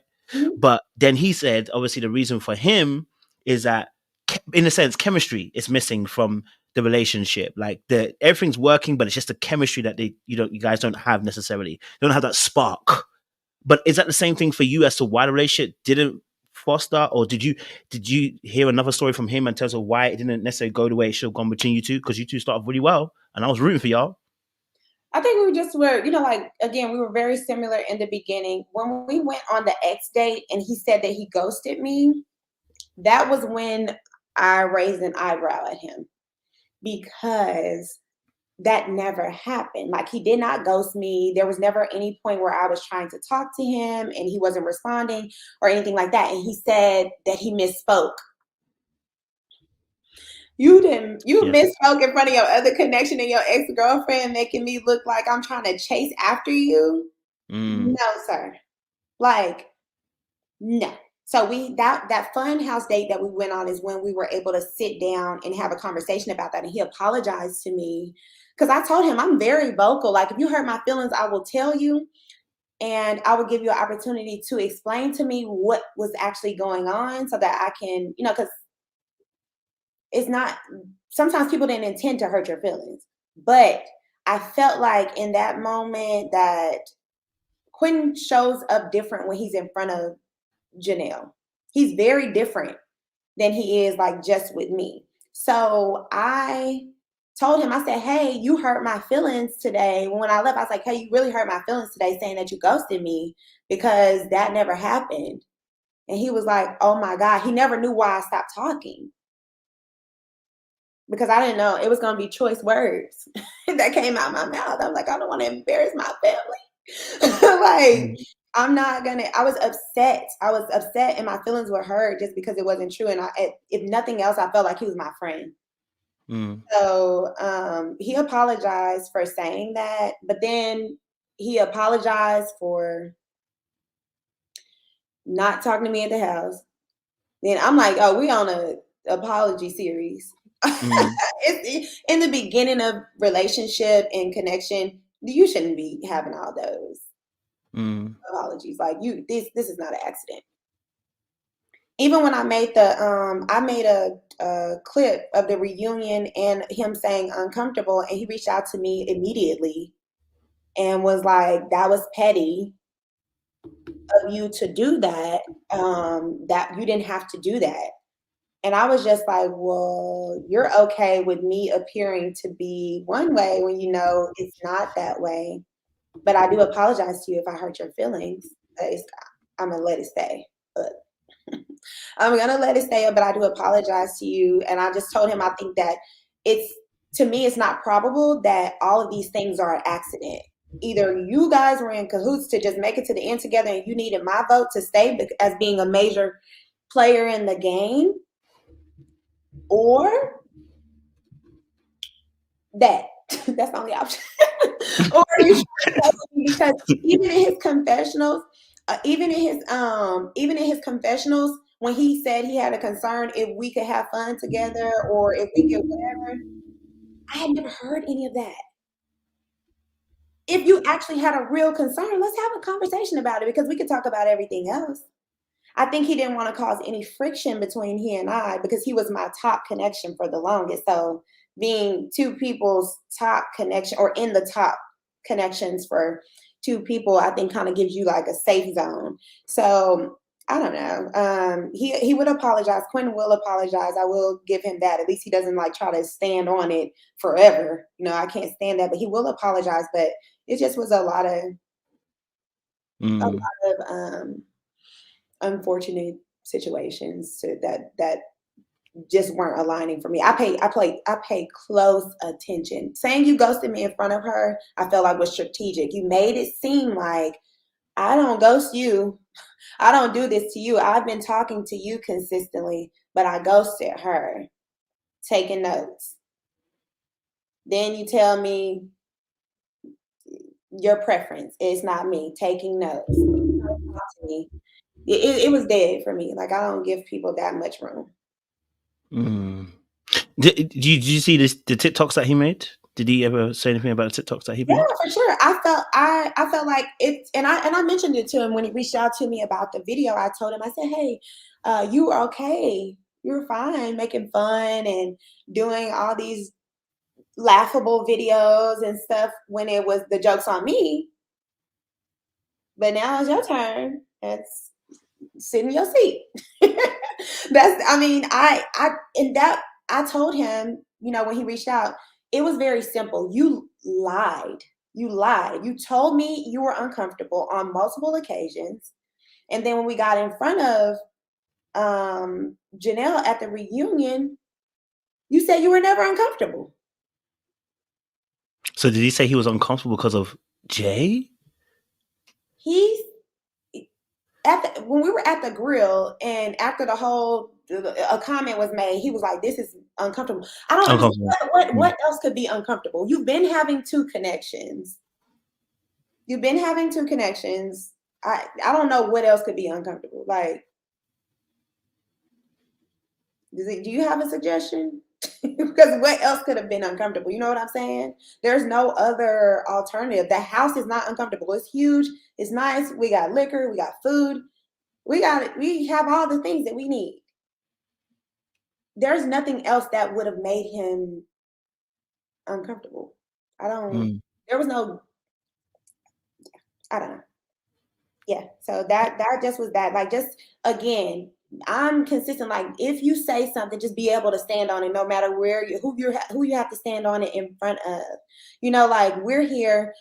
This situation was made uncomfortable just because I think at that point when Herbert got eliminated and his other connection didn't have anybody else, I think he also could have felt like, I don't want to leave her by herself. Because who is she going to talk to? So, like that does not being able to balance or manage, but either way it goes, the situation, you said it was uncomfortable. Then you flat out said it wasn't when you were asked in front of, everyone. And he apologized. He said it wasn't intentional and he apologized. But again, we're on a tour of apologies. Modest. I've got a few more questions. By the way, guys, we've reached 1,000 subscribers and more. We're going up, so shout out to you, Lee, as well. Killing the game. So obviously that situation's taking place, right? He said obviously he the ghosting situation. He meets your friend Muffin because obviously the whole conversation went on to whether Muffin was liking him, whether what friendship that you and Muffin have. Tell us from your experience. We need to know. I'll go on for that. Okay, so one, let me tell y'all. So I have 3 best friends, all of which who do not live here. We were told about the friend date the day before or 2 days before. So they have to reach out to them and then they would have to fly them in. But they didn't call my friends. They were like, do you have someone local that could come? So I've been knowing Muffin for a long time. But I have my close friend groups, and then I have me and Muffin are cool. She does my mom's hair. We, support each other and all that. But as far as that being my best friend, a lot of times they were like, oh, one of your best friends. I didn't have the advantage of having my actual best friend there. So when he was asking that, he was saying, oh, well, tell me a crazy story. And then I think in the confessional, he was like, I don't know if she's able to turn up. Are you looking for a wife? Because why is turn up on the requirements? I turn up and have a good time in relationship. When we travel, when we kick it together, we hang out with family, we have a good time. It's not we're not going to have a good time, but I don't understand why turn up will be on a list of qualities that you want in your woman. That actually is probably not a good idea. I don't know. It's okay if you can turn up and have a good time. I'm not a partier. I'm not that. We're going to have a good time, but I'm not really that. But then on the other side of it, when I was out on the family date and I talked about loving to travel and ATV and all this other stuff, he then twisted oh, but my other connection said we could just stay at home and play spades. Now he likes that. So it was now, to me, it was BS. The whole thing. Because now you wanted to have fun and now you want to stay at home and play spades. Okay. I mean, whatever you want to do, you find somebody to do it with. She does love a little bit of hookah though. I've seen that. So maybe that's a little hookah and little cards. Maybe, I don't know. I mean, that's what it is. Okay. No, I get it. Listen, I get it. I definitely hear you on that perspective. Okay, so did Muffin? I know obviously Chris, Chris obviously knew your older brother, but did Muffin, the date with Muffin, I let's say date, but the conversation with Muffin where you Muffin met Chris, did that assuade you a bit more to Chris, or that just kind of keep it where you were, in terms of, because it looked like Muffin was really vouching for Chris, she had him as number one, you get me? So did that change anything for you? I think at the end of the friend dates, Muffin was like, I don't know what to do, because she also liked Herbert. But Chris on the friend date turned a corner for me. That was a good moment for us. Just because, again, I had questions about him just being assertive enough, and the conversation between him and Herbert, it was great to just see him in a more comfortable environment where he didn't feel like he had to be so nice, and he was being a little bit competitive and all of that. So I like to see that from him. So it was a good thing. But I will say that my 3 connections stayed the same the whole time. Unless they got eliminated, it was just the same. Okay. That's fair. That's absolutely fair. Damn. Wow, revelations. It's interesting. Okay, so one thing I need to ask. I know you kind of touched on it, but I kind of cut you off a little bit when you're talking about the other Chris and it not going anywhere, because obviously you guys went on a little bit of a date, you know, and I spoke to him. He did say that he fumbled the bag.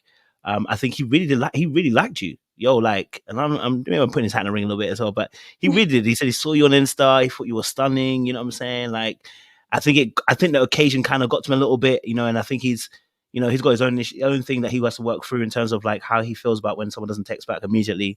I think he might have read that in a particular way. So, but for you, from your perspective, what was that date like for you and Chris? Because it looked like it could have been something, but it just didn't go to levels. So let me tell y'all, first of all, I would never, first of all, I don't tell people how to date me. I don't tell people how to date me at all. That was the instruction for that scene. Like, they were like, keep mentioning the levels. So they had this planned out, I guess. They were like, keep mentioning the levels. And I'm like, okay, it's not that many levels. We're moving around in a steakhouse. It's not really that many levels to this day. But to me, that came across very obnoxious. Like, I would never tell a man like how to date me, because I just want you to show up as who you are and let's see if we go together. Like, I'm not going to give you instructions for that.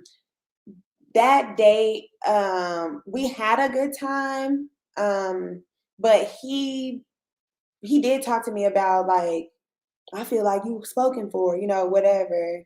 And then I think he texted me and I didn't reply.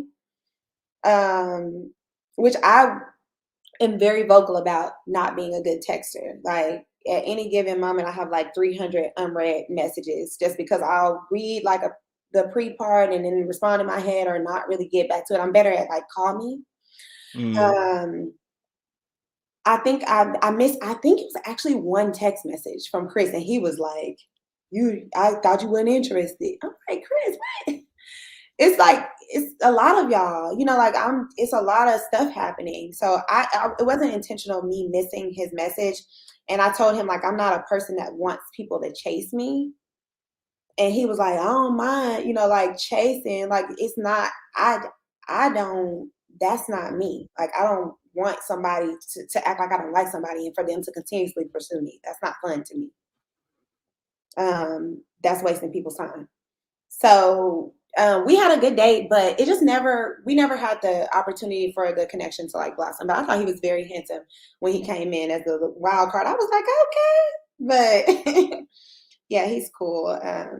He's very that Southern twang, like he's cool or whatever. But we had a good date, but it looked bad.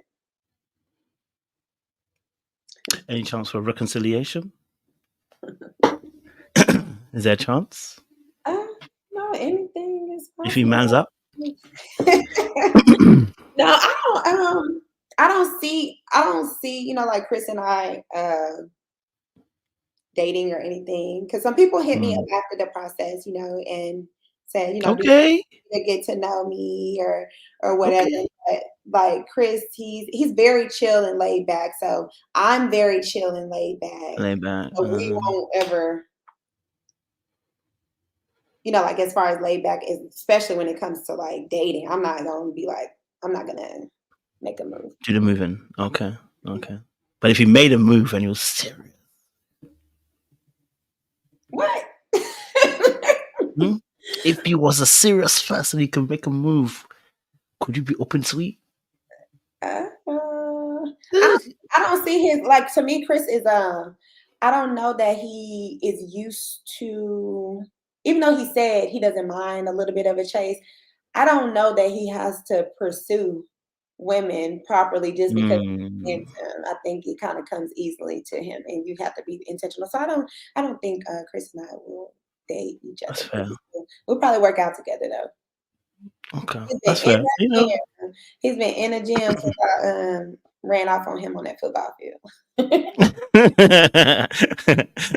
No, listen. I mean, that's fair. That's fair. Like, I think, you know, I get it. You know, it's not always meant to be. You know what I mean? And you know, I'm glad. You know, I'm glad that you know got some people hitting you up. Hopefully, they're serious about it as well. Hopefully, Chris, you're hearing me. You're serious, okay? Because we're now watching you. You understand? But no, I really appreciate you kind of sharing your journey Mhm. on Ready to Love. And is there anything else that we didn't address that you wanted to address that has come to mind that maybe? Oh, yes, this is huge for me. Yes.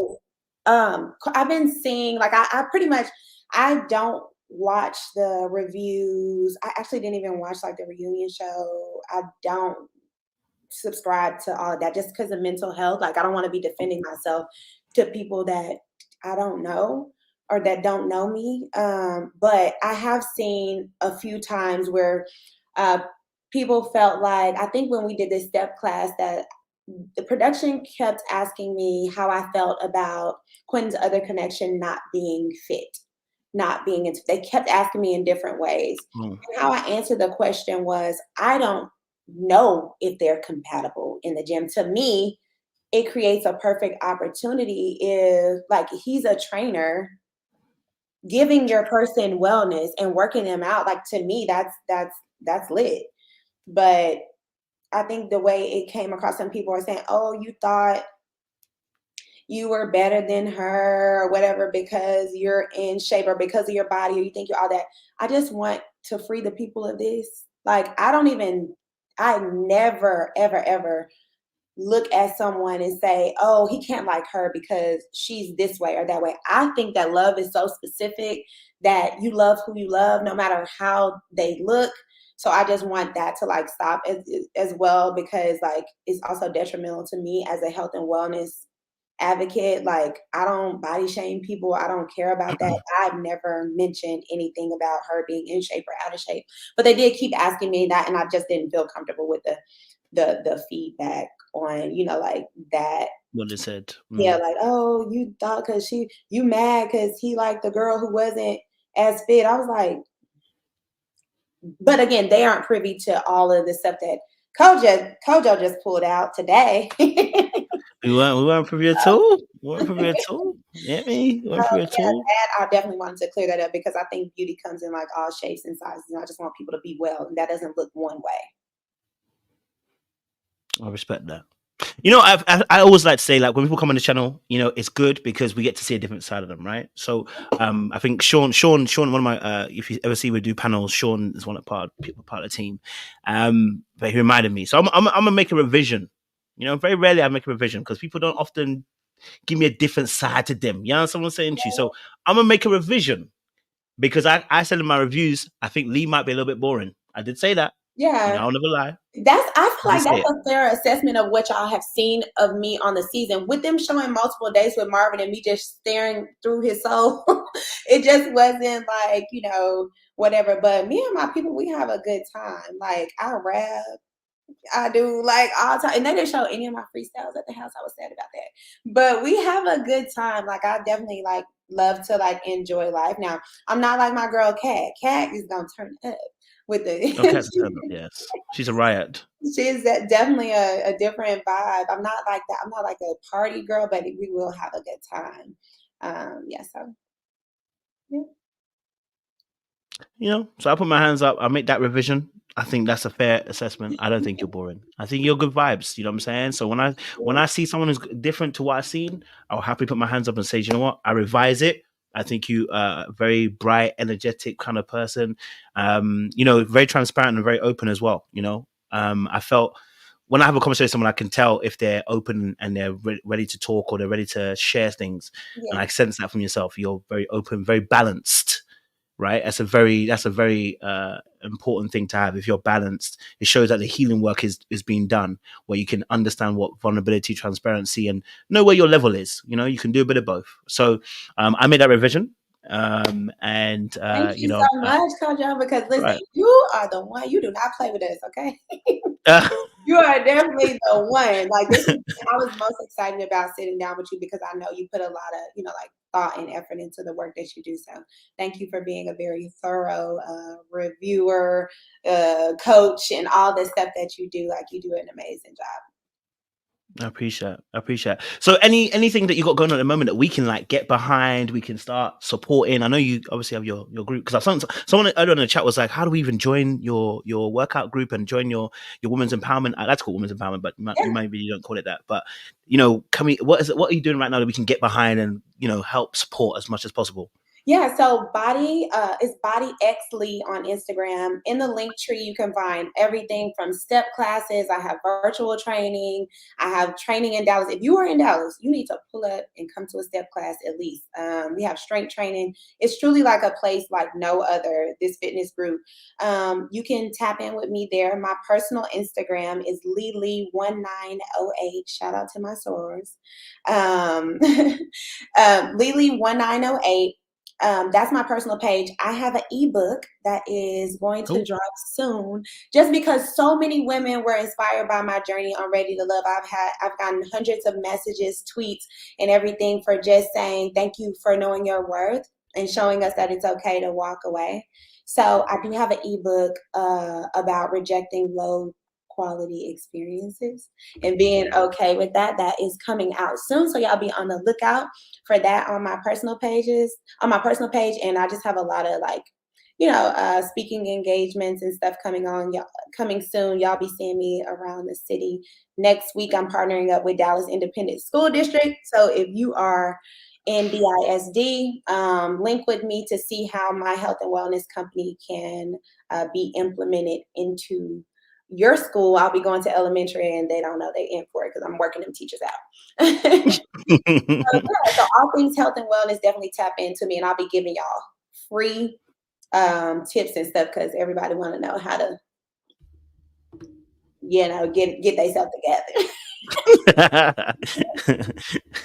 I hear that 100%. Well, listen, look, Lee, you've been a great sport today. I think, again, I want to reiterate, this is why we love doing these kind of conversations, because we get to see people in different lights. And I love the energy, the warmth.